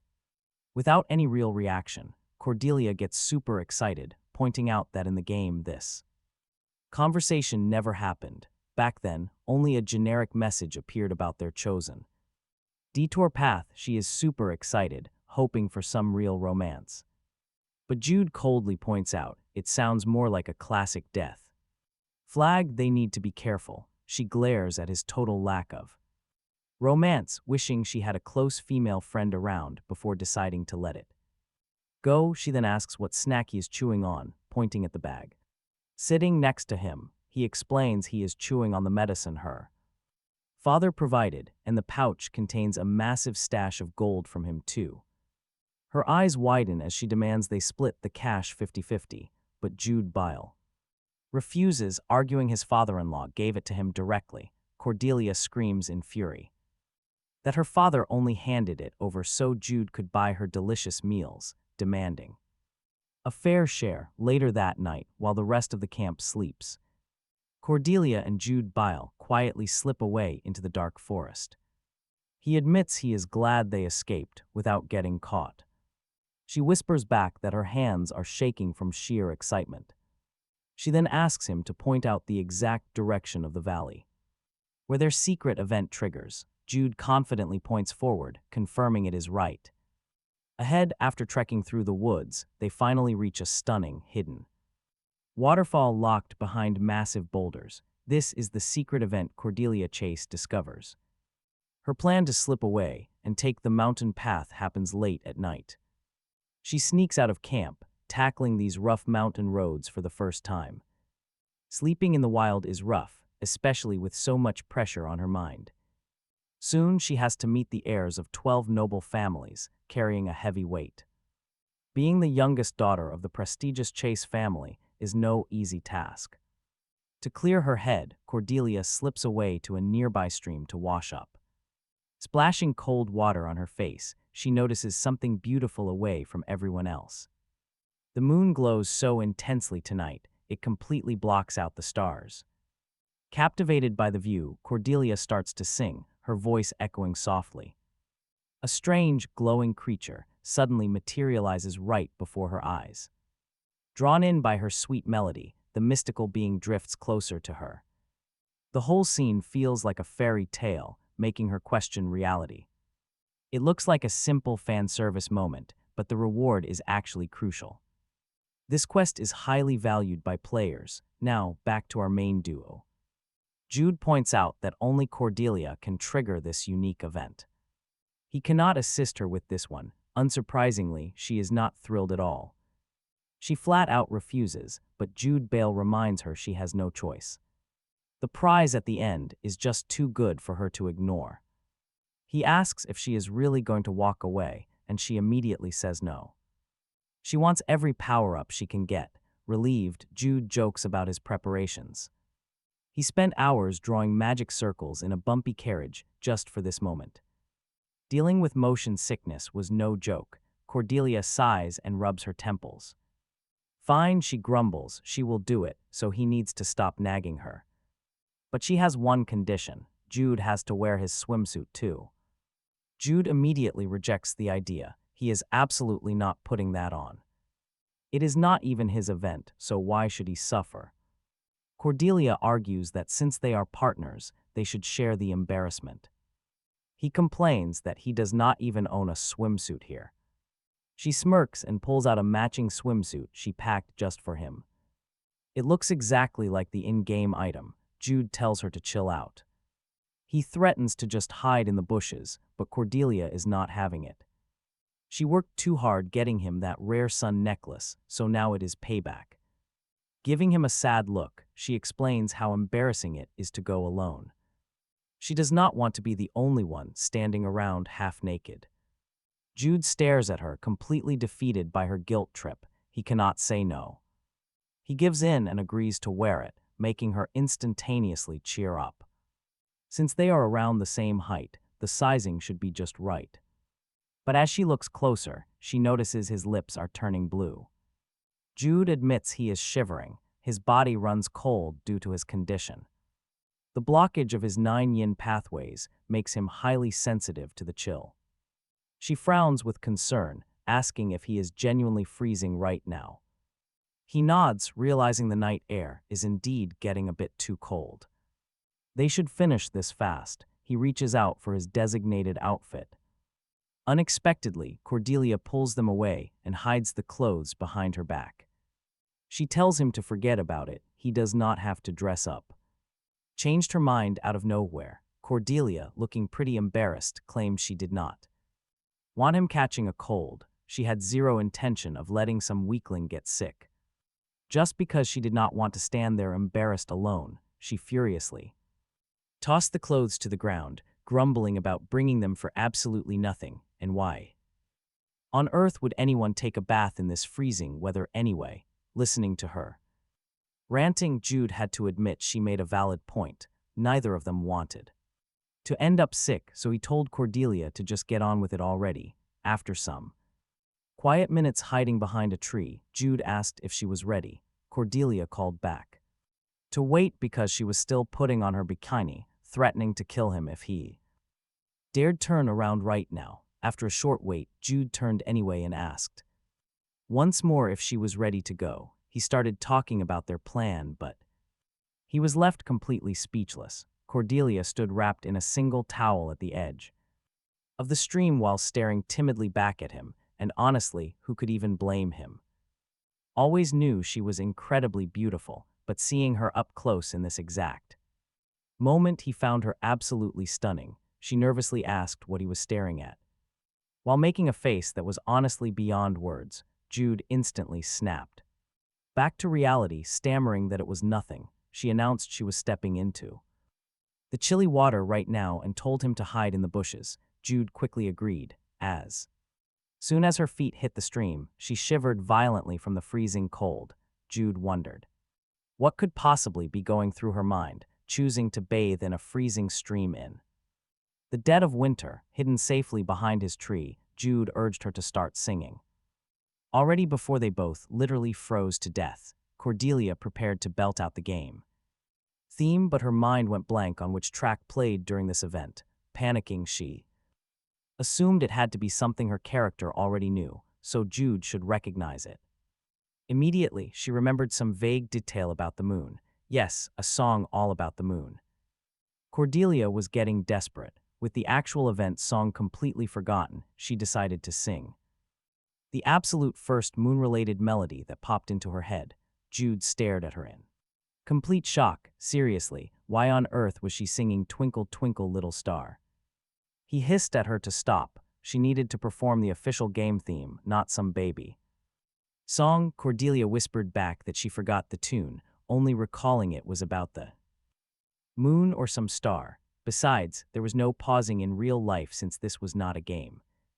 Jude realized she had a point. The song choice might be totally wrong. But the singer was still the same. Maybe it would actually work because she looked so cute. Suddenly, Jude raised his eyes. A brilliant green glow began flickering between the trees while she kept singing nursery rhymes. Strange glowing lights surrounded the stream. A tiny voice suddenly interrupted her, whispering about how gorgeous she was, while another apologized for the sudden scare and begged her to keep singing. Cordelia stared at the two little sprites floating right before her. Finally, they had showed up. Green-haired fairy curiously asked why she was bathing wrapped in a towel. The other golden-haired sprite dismissed it because she was just so incredibly beautiful.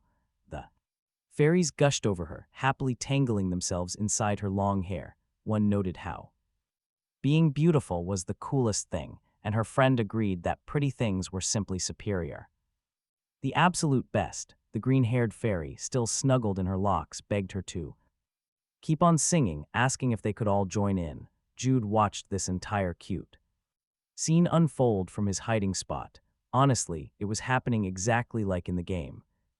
Jude realized her appearance mattered way more than her song. Everything was going perfectly as planned. Since those fairies had already arrived, the monster would appear any second now. Shown up, Jude needed to make his move soon. The golden fairy remarked she had forgotten to introduce herself. Her name was Melly and her friend was Deli. They started pestering Cordelia, begging her to play and demanding she attend the grand Queen's ball. They insisted it might be possible, even though she was human.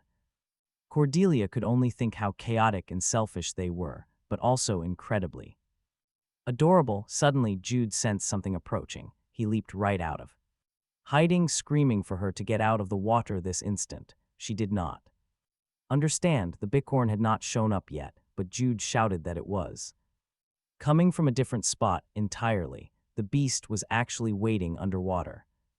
Cordelia froze as a monstrous beast appeared. She turned around to face it, a terrifying two-horned horse rising directly out of the stream. She realized instantly this was completely different from the original game event. It was totally wrong. The bicorn unleashed a green magic that rapidly spread through the water, trapping Cordelia in a massive, shimmering bubble.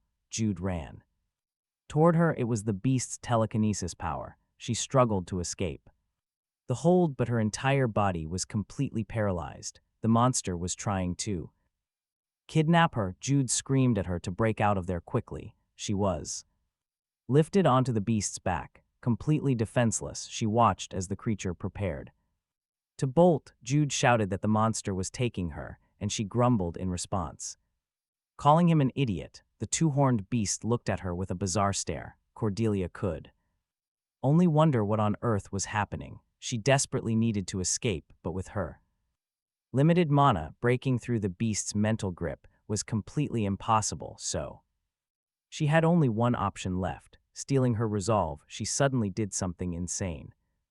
She headbutted the monster's neck. Jude and the fairies watched in absolute shock. The bicorn was momentarily dazed, but the impact left Cordelia with an agonizing headache. Fortunately, the reckless strike worked. She was finally free from the binding. She immediately threw herself off the creature's back, falling toward the water below. While pulling off the towel she had been wearing, she flung it high into the air, revealing her hand-drawn magic circles as she splashed down. Jude watched closely. Fairy Mary gasped, asking if she was hurt after that reckless headbutt before plunging deep. Now watch this. Jude suddenly realized her genius plan. High in the sky, the towel, decorated with her hand-drawn magic circles, floated gently in place. He smiled. That was Yellowstorm for you. In the heat of combat, even the rank 1 player could not match her raw instincts. Underwater, she cried out in pain after landing hard on her backside, but desperately holding her breath. She retrieved her magic staff, which she had hidden earlier along the riverbed. She stared intently at the monster, then thrust her hand above the water as if preparing to launch her assault. Jude closed his eyes, knowing he could always trust her brilliant plan. Several glowing magic missiles fired directly from beneath the stream. They struck her floating towel, activating the drawn magic circles to ignite a blinding Flash above, blinded by the intense light in its eyes, the beast stumbled and lost its balance, crashing straight into the river. Cordelia broke the surface, gasping for air. She locked eyes with Jude and screamed that it was finally his turn. Jude slowly opens his eyes, pulling out the sun necklace to clutch it. He bolts, employing 36 celestial steps. He charges. The bicorn opens its eyes and spots Jude right ahead, but with a blink he vanishes. He's gone. Jude swiftly braces himself against a massive rock on the monster. Channeling the sun god's magic, he realizes there is no time for chance. Skipping the words, he unleashes a rapid barrage of consecutive blows. It crashes down into the water. Jude watches closely to see if it is done for good, but the stubborn horned horse struggles back up and prepares to retaliate. The monster lunges at Jude, but he easily dodges. He had aimed right at its face on purpose, but the level gap is just too massive right now. No chance this boss goes down easy, but Jude just smiles. Honestly, who wouldn't be glad? Cordelia would absolutely lose it if he stole the glory. Meanwhile, Cordelia is preparing a major fire spell, grumbling about how annoying it is. Near water, glowing magic circles rapidly manifest beneath her feet. Readying the spell, brilliant flames gather at the tip of her staff. Seeing it actually work makes her beam with joy, and right after, she launches a roaring fire missile directly at the beast. By the time it notices, dodging is entirely out of the question. A massive explosion engulfs the stream. She watches the smoke, while Jude notes she practically evaporated the water. Cordelia gets incredibly smug, claiming this is just the expected power of a genius. She boasts that in a game, she would have fired 80 missiles already. Yet they still have not even triggered a level up notification. Jude cuts in. No, that just means the boss is still alive. He warns her to stick to the strategy. Usually the objective is just to scare the bicorn away, but knowing how valuable its horn is, they get ready because they cannot let it escape. Round 2 is about to begin. Jude points out it looks pretty beat up, promising to end it quickly. Cordelia mocks his confidence, asking who decided he gets the final blow. Jude reminds her they are a team, but she immediately fires back. She does not care one bit and absolutely refuses to lose to him. Taunting the beast, Cordelia gestures for it to bring it on. Furious, the boss charges straight at her, sensing its immense remaining power. Cordelia triggers a hidden pitfall spell, shouting at Jude to get his timing right. Immediately after, she casts a binding spell to lock the monster in place. Holding this restraint magic is incredibly frustrating since she can barely maintain it. Suddenly, the binding chains shatter, and she is hit with a massive magical backlash. Shockwaves course through her, making it nearly impossible to even stand. She dares the bicorn to attack, knowing she still has a trick up her sleeve. That furious boss has no idea there is a hidden pit waiting for it. The bicorn rapidly advances, stepping straight into the hidden pit Jude dug out earlier. She laughs, calling it an idiot, while explaining battlefield control is basic mage theory. Controlling the battlefield is basic mage knowledge. She laughs, you absolute idiot. But after that gloating, her energy totally drains, and she suddenly collapses. Groaning about a massive headache, she tells Jude she is leaving the last hit. To him, Jude instantly steps forward, ready to deliver the final killing blow. He funneled magic into his necklace. This time, he would land a decisive blow. Just a few days back, Jude was training. It was at the Bile House grounds. His father, Count Alex, was teaching him. He was glad Jude could move freely. According to Ver's report, Jude was completely exhausted. Sparring took everything from him. Even though it was a practice bout, his father only used basic moves. Alex noted Jude's martial talent. He called it a divine gift from heaven. But talent is useless. It means nothing without the physical strength to use it. Before Jude departs in 3 days, his father felt a duty to teach him. First, he would teach him the Thunder Strike. It was a legendary technique. Alex explained the name. It strikes 7 times, just like multiple lightning bolts. A catch, doing it right now is practically impossible. Jude's weak body simply was not ready to handle his internal energy properly yet. While preparing this massive technique, his body would also be left completely defenseless. Yet against an exposed enemy, this is his ultimate trump card. Count Alex promised him that this attack would definitely be his decisive finish. Back in the present, Jude charges forward. He closes the distance to the boss. The bicorn escapes, but it cannot find Jude anywhere. Realizing the beast is searching for him, Cordelia simply smirks and points skyward. Jude is hovering right above it. He is ready to deliver the final strike. This was the perfect opening. He had been waiting for this exact moment. He declared that this was the strongest attack he could possibly use. Gathering all his power, he delivers a direct hit, sending the boss screaming. The beast thrashes in agony, taking the full force of the heavy assault. Total collapse, the beast crashes straight into the water. Instantly, glowing level-up lights begin flashing all around a very excited Cordelia. She cheers in triumph. She is completely amazed as the golden lights keep coming. The levels just keep piling up. Cordelia looks over to brag to Jude. 3 whole levels, but Jude is floating face down like a log. Terrified, Cordelia rushes into the lake and drags him out onto a rock. She props him up, demanding to know what happened to him this time. Barely breathing, Jude gasps that she needs to place the sun necklace on him. Zero movement. Cordelia sighs at the familiar 9-yin blockage acting up again. She tells him to hold on while she carries him to safer ground. Nearby, the 2 fairies, Amelia and Adalie, watch the victory in absolute awe. They squeal that the real adventure is only just getting started for them. Eagerly, they urge the pair to follow them right away to see the queen. Adalie admits she is only inviting Cordelia because she is just so beautiful. Amelia agrees, insisting that Cordelia must come with them to see the queen. She even calls for Jude too, simply because she thinks he is cute.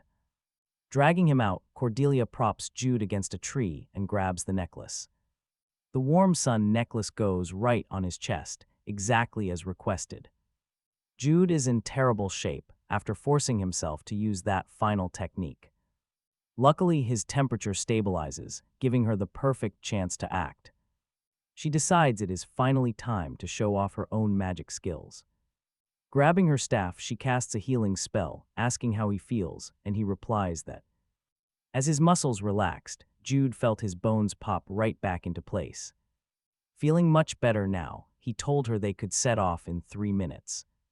Cordelia nodded, reminding him that the fairies were waiting for them. They just needed a moment. Drenched in water, Jude looked over at Cordelia. He thanked her for staying by his side, making her freeze and blush instantly. She stepped back, suspiciously asking if he was trying to trigger her maternal instincts. Jude was completely clueless, but she quickly told him to just forget about it.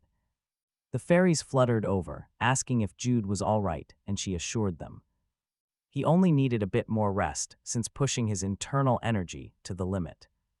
To defeat the bicorn had let cold energy flood his body. They listened closely as Cordelia explained that he would need some time to recover fully. They turned and started whispering, calling him incredibly handsome but quite weak. Still, good looks count for a lot, and let's be honest, who could blame them? She introduced herself as El Cordelia, and the exhausted boy beside her as Jude. Adalie asked why she had such a weird name, calling it totally ugly. Cordelia corrected herself, realizing she had accidentally blurted out her online username. Mary piped up with another question, wondering why she was wearing clothes while bathing. Cordelia quickly explained that it was actually a swimsuit and her usual clothes. "We're sitting somewhere else." Suddenly, she panicked as she remembered something critical. She could not meet the fairy queen dressed in nothing but a swimsuit. She ran off to change, yelling for a pause, but Jude chuckled. He reminded her there is no pause button in reality. She threatened to end him if he kept talking. She called Mary over, explaining she needed to change before seeing the queen. A few minutes later, they finally stepped into the brilliant fairy village. The sheer brightness left them stunned. Cordelia noted that while it was still a forest, the atmosphere felt completely different. Jude nodded in agreement. Adeli told them he would lead the way, pointing just ahead of them. They followed closely, absolutely captivated by the glowing world around them. But the scenery kept shifting, making the ancient woods feel alive. Vibrant colors burst all around, drawing a gasp of pure amazement from Cordelia. With every single step, their surroundings transformed, and honestly, it is pretty mind-blowing. He could not comprehend this space, a place existing everywhere yet nowhere. These magical beings were casually slipping through the boundaries of space and dimensions. Such rare creatures normally only appeared in the legends and tales of humans. Since they knew these creatures from the game, they already believed in them. Even so, seeing them vanish in the blink of an eye was surreal. He recalled that these fairies only ever showed up during Cordelia's main storyline. Though he might be overthinking it, this incredibly rare encounter was a huge opportunity. It was something they could exploit. Soon, Cordelia noted the path was narrowing. Just ahead, a grand, ornate door appeared, and their guide opened it with a smile. As she welcomed them inside, Jude thanked his beautiful partner, teasingly calling her his bride. She told him to shut his mouth, but a majestic voice suddenly cut them off. The speaker identified the pink-haired girl as the human child Mary and Adeli had mentioned. There sat the fairy queen, resting on a massive throne inside a cage-like chamber. Smiling warmly, she welcomed them, saying she had heard quite a bit from Adeli. This is Amelie. They are completely captivated by her breathtaking looks and gentle voice. She looks closely at them, welcoming the young pair to this abundant season of autumn. Meanwhile, back at the camp, Dahlia suddenly arrives. She explains that she rushed back after hearing a loud explosion during her usual patrol. Right then, she notices Maya and Jim talking about their missing young master. Seeing them panic makes her heart sink right away. One look inside the empty tent confirms her peaceful night is over. Jim immediately apologizes, insisting that he was not even sleepy before completely passing out. He has no idea how he collapsed right after drinking Jude's tea. Dahlia immediately picks up the abandoned cup and takes a quick, careful sniff of it. She recognizes the sleeping remedy Lord Chase makes for his restless daughter. Realizing the truth, she quickly tells the group to immediately fan out and start searching. Those two clearly planned this little escape together from the very start. Deep inside the magical fairy paradise, the young runaways finally stand before the great Queen Lorelei. She remarks that it has been ages since she last saw humans. She is extremely pleased to see that her dear Adeli still has fantastic taste in guests. She asks if they are indeed Jude and Cordelia, while Jude nods, his mind entirely elsewhere. He realizes the two guide fairies have completely vanished now. Lorelei warmly assures them that their two guides are already waiting at the banquet. Apparently, they both rushed ahead to the great banquet hall before the guests even arrived. Since fairies move freely through space, even time cannot slow them down. This incredible explanation is word for word exactly what they remember reading in the original game. The queen notes that the terrifying bicorn had plagued them for years. And since they killed that awful beast, she is happy to offer a proper reward. Cordelia practically glows with excitement while Jude smirks, his plan working. Under normal circumstances, this whole event would have run entirely on autopilot without any hitches. Cordelia would normally secure the invite completely alone. But get this, everything changes because they are in this together. With Jude by her side, they straight up slaughtered the legendary bicorn. Since they changed the outcome of the battle, the loot has to be even better. He wonders if he will get a rare magic stone or fairy powers. After all, Jude is absolutely not the kind of guy to turn down free treasure. Honestly, what he truly needs most right now is the moonlight item. If he can get his hands on that specific item, other powers do not even matter. The queen quietly ponders what to give a mage and a warrior. After reaching a swift decision, she snaps her elegant fingers to summon the perfect gifts. A brilliant emerald glow suddenly materializes right before their very eyes. She offers Cordelia the legendary moonlight staff, a sacred treasure crafted by the ancient fairies. This ancient artifact has been safely guarded for hundreds of years. And for young Jude, she holds out the incredibly powerful footgear known as fairy steps. Though made for another race, they have finally found their true master. The queen smiles, noting that such valuable tools should never be left to gather dust. They deserve to be wielded by heroes rather than gathering dust in her halls. Jude freezes in absolute, heart-stopping shock because he never expected to lay eyes on this. He never expected this. These legendary boots are a massive A-rank item. It allows you to blink through space up to 3 times, completely dodging any incoming attack by instantly shifting you into another dimension. Our Lide, deep in thought, realized he would never actually have to dodge again since this item lets you evade while standing perfectly still. He could hardly believe the queen was just handing this over. Overjoyed, he thanked her, best queen ever.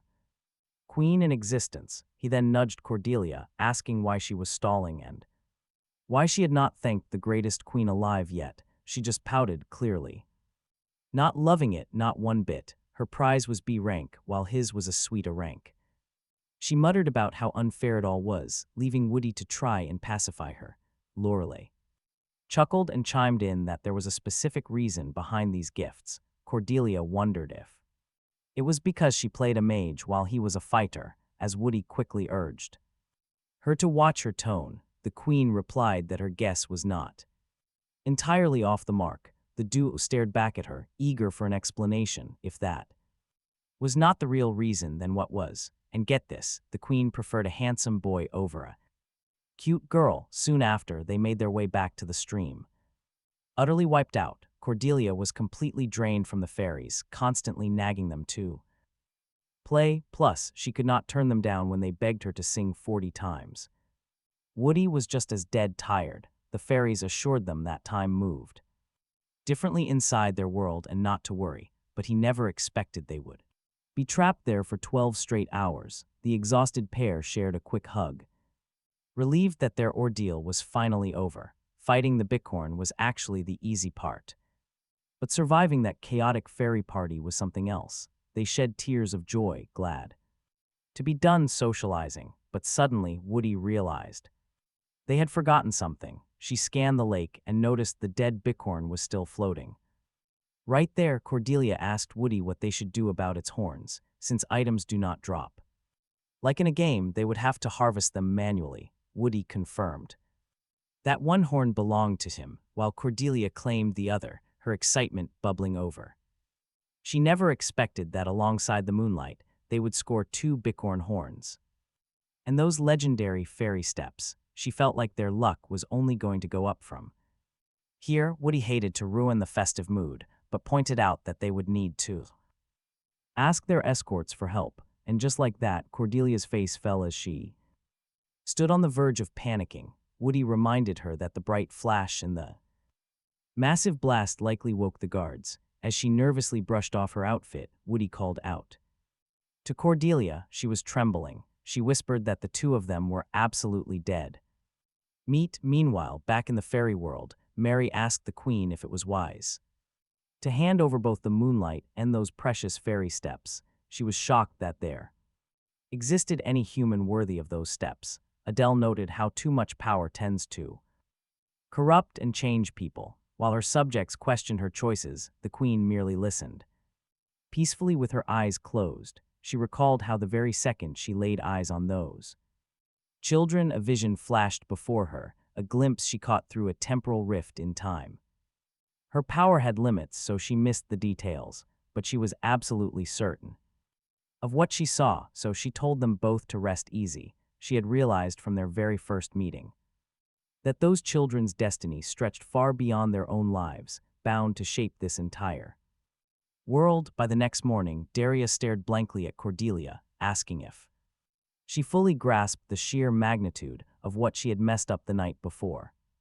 They just made a detour from their planned path without even inspecting the area, heading down to the stream completely alone without a single guard. The guilty Cordelia apologized and promised not to do it again, but the guards spoke in a stern tone. They only had 3 more days left until they reached Langs, and as their guard knight, she couldn't risk letting them expose themselves to danger again. So, until they arrived in Langs, the two were strictly forbidden from leaving their carriage. Cordelia nervously asked if she was mad, but Daria just smiled and replied that since they were stuck inside, they would finally get the alone time they wanted so badly. Inside, Jude was resting up after that exhausting night. Cordelia walked in holding a basin of water, saying she heard he was sick. Jude replied that he felt a bit dizzy, but otherwise he was doing fine. Then he asked what Daria had said, and Cordelia admitted she got a massive lecture and that they were officially banned from leaving the carriage for a while. Jude shrugged. This was actually perfect since he had no reason to go out right now anyway, but looking over, he noticed Cordelia was down. Can you blame her? Trying to lift her spirits, he gently told her that Daria probably scolded them only because she was worried, not because she was truly angry. Cordelia still felt terrified that the guard might end up hating her. Jude quickly reassured her, telling her they just needed to act apologetic for now. Once they apologized properly, she would surely forgive them. After all, she was like an older sister. Cordelia perked up at that, agreeing they should do exactly that. Jude then joked that if she was too scared of Daria, he could walk instead, but she snapped back that there was no way. If he walked, he might literally die, so he should focus on getting better. Cordelia then sat on the floor next to Jude, offering to wipe away his sweat. He teased her, asking what kind of noble lady sits on the floor. She shot back, who cares? Back on Earth, when watching TV, I always sat on the floor instead of the couch. She then began gently wiping Jude's face. He admitted it felt nice, though he seemed pretty sleepy. Cordelia told him to get some rest, promising she would watch over him during this time. She heard the journey would take 3 days. After he recovered, they could talk about dealing with the demonic hand. As she got up to rinse the cloth, Jude softly called out to thank her, admitting he could never have survived alone in this world. Cordelia was left speechless, just staring at him in silence, while thinking she was the one who should say that. 3 days later, nearing their destination, Cordelia playfully asked Jude if he was actually a professional scammer in real life. What a total swindler, she muttered, but Jude complained that she was being way too mean. Asking what she really thought, she admitted his plan was absolutely perfect, and that was exactly why he was a complete scammer. She kept staring down at the strategy paper, thinking to herself that this insane plan was definitely rank 1 level. Suddenly, a loud knock rattled the carriage door. It was one of their guards, gesturing for them to look ahead. Cordelia stood up, completely struck by what she saw while Jude peered over. The city of Langs was finally in view. Jude smiled excitedly, thrilled to see it in person. He even spotted the city's famous knight statue. Jude commented that everything looked way more breathtaking here than in the game. The two blurted out together that they could practically hear the background music playing. They shared a quick look, turned back, and started singing the tune together. They sang together. Cordelia called him a total nerd for knowing the exact same part. Jude replied she was too. Soon, they reached the trading city of Langhast. Duke Hessel technically rules, but the 12 northern clans hold the actual power. The place belongs to no single family. People call it the City of Beginners. This is where Jude and Cordelia's main scenario officially kicks off. Looking around a massive mansion, Jude felt confused. In the game, Cordelia stayed in cheap lodgings. But this place was pure luxury. Maya stepped forward with the explanation. She explained that Duke Helg rented the estate so they could stay comfortably. It was for the social gathering, even though they were already engaged.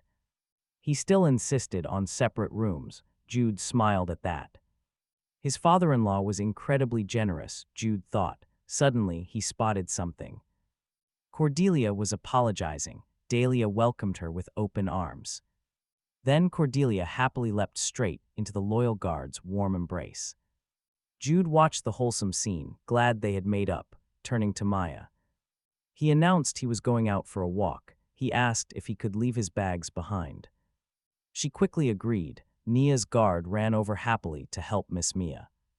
Jude, on the other hand, ordered all of his guard knights to follow him. The knights looked incredibly depressed as they tagged along behind their young master. Jude also ordered all of Duke Chase's knights, except for Dahlia, to join them. One woman asked if this was really necessary, but Jude insisted that it was. He claimed his father needed their strength for something once they arrived in town. He explained they would need the knights' strength for a task later on.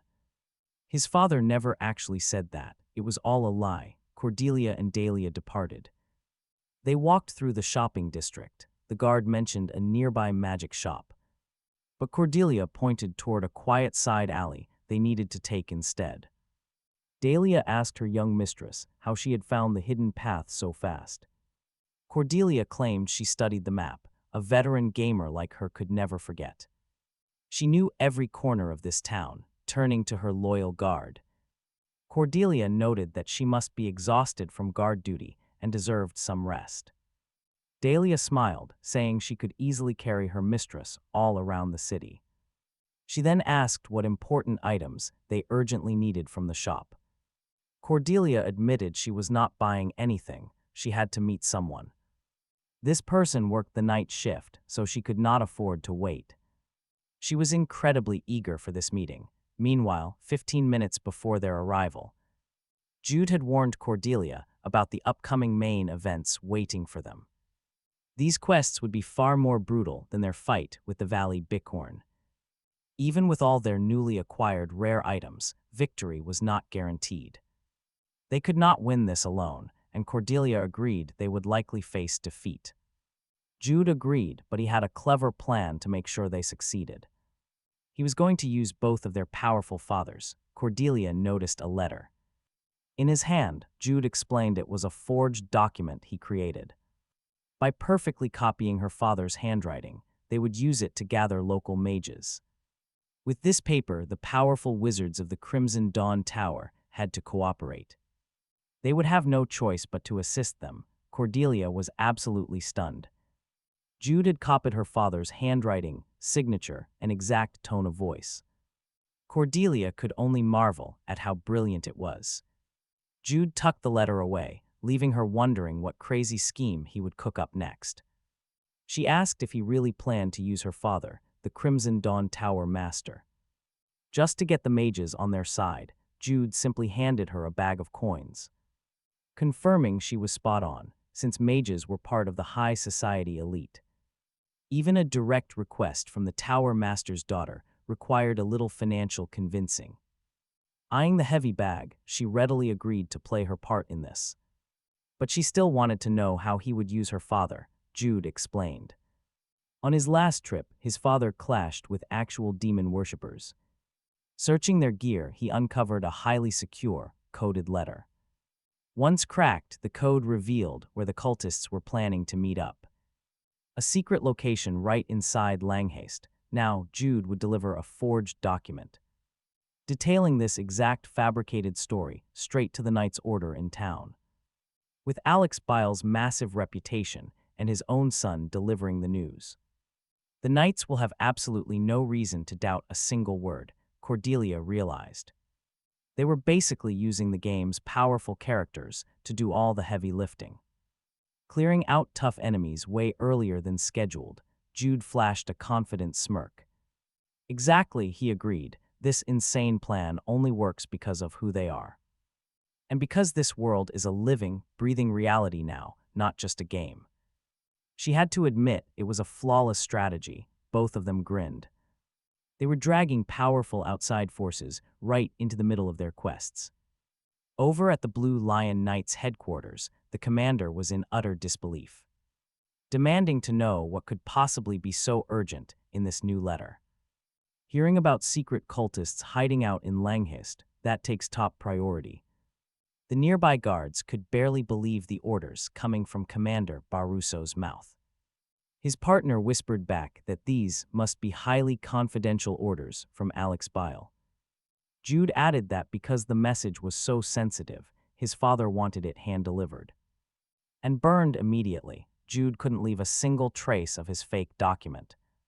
The commander nodded in agreement. He would take every available knight they had and mobilize at once to raid the secret demon worshippers' hideout. Just as they prepared to move, Jude raised his hand with an unusual request, asking if he could tag along with the squad despite how sudden it sounded. Barusso looked him over, hesitating because he knew Jude was incredibly weak. And sickly, Jude readily admitted that his health was indeed poor, being stuck inside all his life due to his blocked energy pathways. He would never usually ask to go, but this was a special occasion. His father had finally trusted him with a real, crucial mission. He wanted to see firsthand why his father placed so much trust in their order. Barusso asked if his father really respected their order that much. Jude shamelessly lied through his teeth, praising the commander's unmatched skills. Completely won over, the commander happily agreed to let him tag along. Just 30 minutes later, they breached the dark cult's hidden headquarters. Right on cue, Jude announced that he had uncovered something big, pulling a dusty letter out from a hidden corner box, surprising Barusso. Inside was the exact roadmap to all other secret meeting points in Langs. He leaked key information on their members. The letter's real author was Jude, who kept his secrets hidden.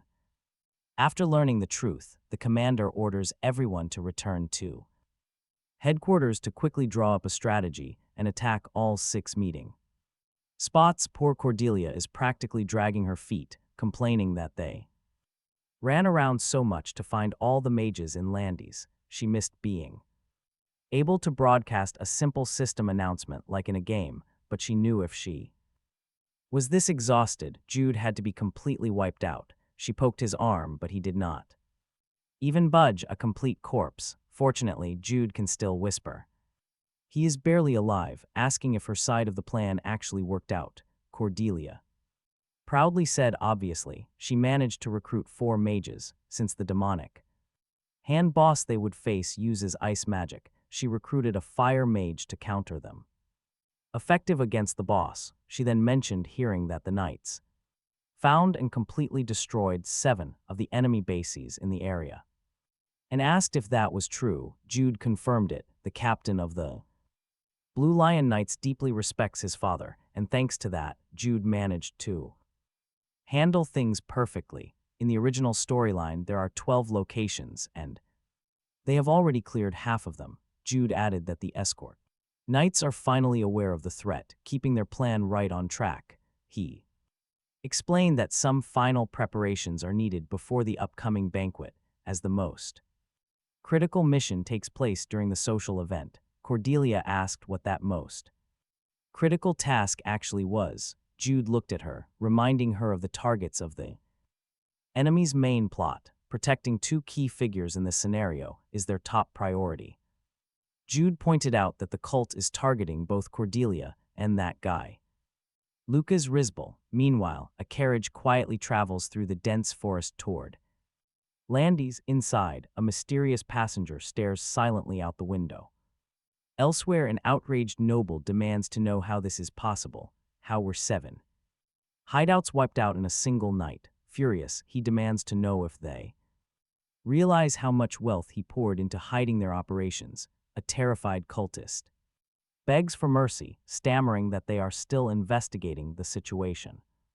Baron Edgar snaps that it is far too late for excuses. Those night idiots surely know about their remaining bases, and the grand banquet is right around the corner. Seriously, how will they get ready in time? A chilling voice interrupts, saying it does not matter. The panicked Baron freezes in sheer terror. He stammers out the name of Master Minus, a man who merged his physical form with a demon to gain monstrous power. The Baron argues that they have lost over half of their fighting forces in this city. Before he can even finish, Minus silences him with a terrifying glare, asking If they are absolutely certain Cordelia Chase is already inside Landy's, the cultists quickly confirm her presence, adding that their second target, Lucas Risbel, will be arriving by tomorrow afternoon, minus sneers that their timeline remains unchanged. In 2 days, they will capture both targets alive to summon a demon into this world. Frost begins coding the room as he declares that, despite these unexpected setbacks, everything will still go according to his master plan. Soon, the day of the banquet arrives, leaving Maya and Dahlia incredibly proud after helping their respective masters dress up. Maya comments that Maya was highly satisfied dressing up someone already so gorgeous, and Dahlia fully agreed. She kept praising how gorgeous Cordelia looked in that dress, then glanced at the clock and realized it was getting late, telling them to prepare to leave. The maids hurried off, leaving the two behind. Time to plan. They exchanged a look as if plotting mischief, and Cordelia slowly stepped to the mirror, muttering in disbelief at how gorgeous she actually was. She boasted about her beauty, asking Jude to admire her, but he said she sounded like a total narcissist, warning her not to act like that in public to prevent embarrassment. She asked if he truly didn't find her gorgeous or if Cordelia was just the absolute best. Jude didn't deny her looks, but told her to stop using the third person, teasing that she sounded like Anya from Spy Family before offering his hand. He reminded her today was a big day, so they shouldn't get distracted. Said Cordelia instantly slapped his hand away. Not a chance, she retorted. He smiled, explaining he didn't want anything and was only trying to accompany her. She shuddered in mock disgust, calling it totally cringe before declining. This massive social event was a grand banquet, hosted by the children of the 12 northern families. Since it was so major, elite figures from high society flocked to it every year, desperate to build connections with these powerful noble lineages, and because of this, a person standing in society was entirely determined by whether they received an invitation, a make-or-break social battlefield. Jude leaned in, asking if she still remembered their master plan. Cordelia nodded, reminding him they had to protect Lucas from the devil's hand, with half of the cult's forces already destroyed. Launching an invasion on this heavily guarded venue would be a massive struggle. Nearby guests whispered about Jude, who was known as Cordelia Chase's handsome fiancé. For someone recovering from a recent illness, he looked incredibly healthy and sharp. Some wondered if he had fully recovered, while others murmured how perfect they looked together. The two internally cringed from all the intense attention, making it hard to stay focused on the mission. While Cordelia found the relentless gossip pretty annoying, she suddenly noticed someone making their way toward them. A beautiful girl with light blue hair greeted them, saying it had been quite some time since their last meeting. Her name was Sylvia of the prominent Crossbell family, and beside her stood Viola, the youngest daughter of Viscount Lang. Cordelia excitedly welcomed them, thrilled to see her friends, and playfully teased Viola to stop hiding behind Sylvia and come closer. Sylvia expressed how wonderful it was to see her looking so healthy, before asking about the young man standing by her side. Jude bowed gracefully, introducing himself as Jude Bile. Sylvia offered a polite smile, admitting she was highly curious about Cordelia's handsome new fiancé. Jude smiled inwardly, remembering that in the original game, Sylvia was designed with the exact same legendary beauty as Cordelia. That was why he had mentally prepared himself not to be instantly mesmerized, finding his heart completely calm. He knew his preparation had worked. He turned his gaze over to Cordelia, who had bent down low to gently listen to whatever shy Viola was whispering. After hearing her out, Cordelia let out a warm laugh. Honestly, she looked absolutely breathtaking. Even though they spent every single day together, she still made his heart race like crazy. Suddenly, his eyes caught another figure approaching, and Cordelia also looked in the same direction. A young boy stopped right in front of them, extending his. He reaches out, introducing himself as Lucas Rispel of Rispel County, the host of this party. He warmly welcomes them, though Jude is already analyzing his every move. Jude expected more, but the host leaves it at that. Our lead introduces himself and politely thanks him for the invite. This guy is a certified genius swordsman and the heir of Count Rispel. Since his father leads the 12 northern clans, Lucas is absolutely obsessed with getting stronger. He actually enjoys the brutal training process, which shapes how he treats others. His interest in a person completely depends on whether they are strong or weak. It is a pretty bad habit, and our main character knows it all too well. If Lucas matches his game self, Jude is just a weakling to him. A sick kid who cannot fight, earning only polite pity. But Jude is different now, so he decides to tighten his grip on the handshake. Lucas instantly notices the sudden surge of strength, his eyes shifting in surprise. Talk about an elite trio: Jude Bile, Cordelia Chase, and Lucas Rispel. These three actually share a massive connection as playable characters in the game. In Legend of Heroes 2, Jude and Cordelia are already confirmed reincarnations. They hold all their memories of the past, but what about Lucas? Jude wonders if this guy is actually the reincarnation of another top player. Specifically, that annoying third ranker who always picked fights with them. He has to figure this out before a demonic attack ruins the whole party. And he needs to do it fast, without raising any unnecessary suspicion. Stepping closer, Jude whispers, "Hey, you two," but Lucas just looks completely lost. He fake coughs to cover the awkwardness. He apologizes, claiming he spoke out of turn due to his poor health. He blames his blocked 9 yin paths, and Lucas politely accepts the excuse. The host walks away to greet other guests, leaving Cordelia to grab Jude's arm. She giggles, teasing him about how incredibly embarrassing and hilarious that was. Jude snaps back, telling her to shut up while she asks if he got answers. He has no patience for her teasing, repeating his firm order to shut up. Even so, the test was technically a success, though the outcome is mixed. He felt no special spark here, unlike his first meeting with Yellow Storm. Judging by how Lucas reacted, the guy was genuinely just confused. This pretty much confirms that Lucas does not have those pro-gamer memories. He definitely is not the third-ranked player from their past life. It is a shame because a skilled character like him would be a huge help, especially with the threat of the demonic hand looming over this party.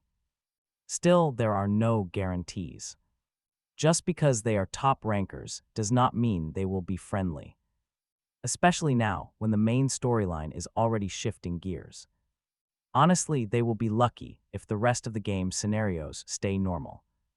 Suddenly, Cordelia breaks his train of thought with a sudden realization. She mentions that she forgot Lucas is actually a fully playable character too. But she thinks it is actually better that the third ranker is not him. When Jude asks why, she admits that she simply cannot stand Lucas. Since her favorite was always Cordelia, she wanted a perfect platinum run. Since she had to play as him, seeing the story finally made her understand why she hated playing as Lucas, especially in his specific storyline. Cordelia gets kidnapped by the demonic hand and later returns as a corrupted boss. Jude pointed out there was nothing to do since Lucas was the main lead. But if you play as Cordelia, the roles reverse and Lucas becomes the demon. Cordelia knew that, but in both routes, they always end up as enemies. She asked if he knew how many players lost because of demonic Lucas. His boss form was a complete nightmare, which is why so many players hate him. That hatred runs especially deep for anyone whose favorite character is Cordelia. She still holds a massive grudge, and just thinking about it stresses her out. She added there was another reason, prompting Jude to ask what it was. She revealed that the creator, Romantic Cat, made him wear maid outfits. Just thinking about it makes her head spin, while Jude felt relieved. If that creator were here, there is no telling what Lucas would be wearing. Suddenly, Cordelia spots a familiar face arriving and waves them over. She tells Jude it is Ronan, the fire wizard from the Crimson Dawn. but she has never seen the two people standing right beside him. She reminds him that they need to gather more allies to help. Looking at Jude, she asks if they really must wait for the invasion. Jude nods yes, because there is no telling where they will strike. There is absolutely no guarantee they will attack at the same time or place. Keeping a close watch is their best bet. Then Cordelia glances aside. She notices an absolute idiot hitting on Sylvia and decides to intervene.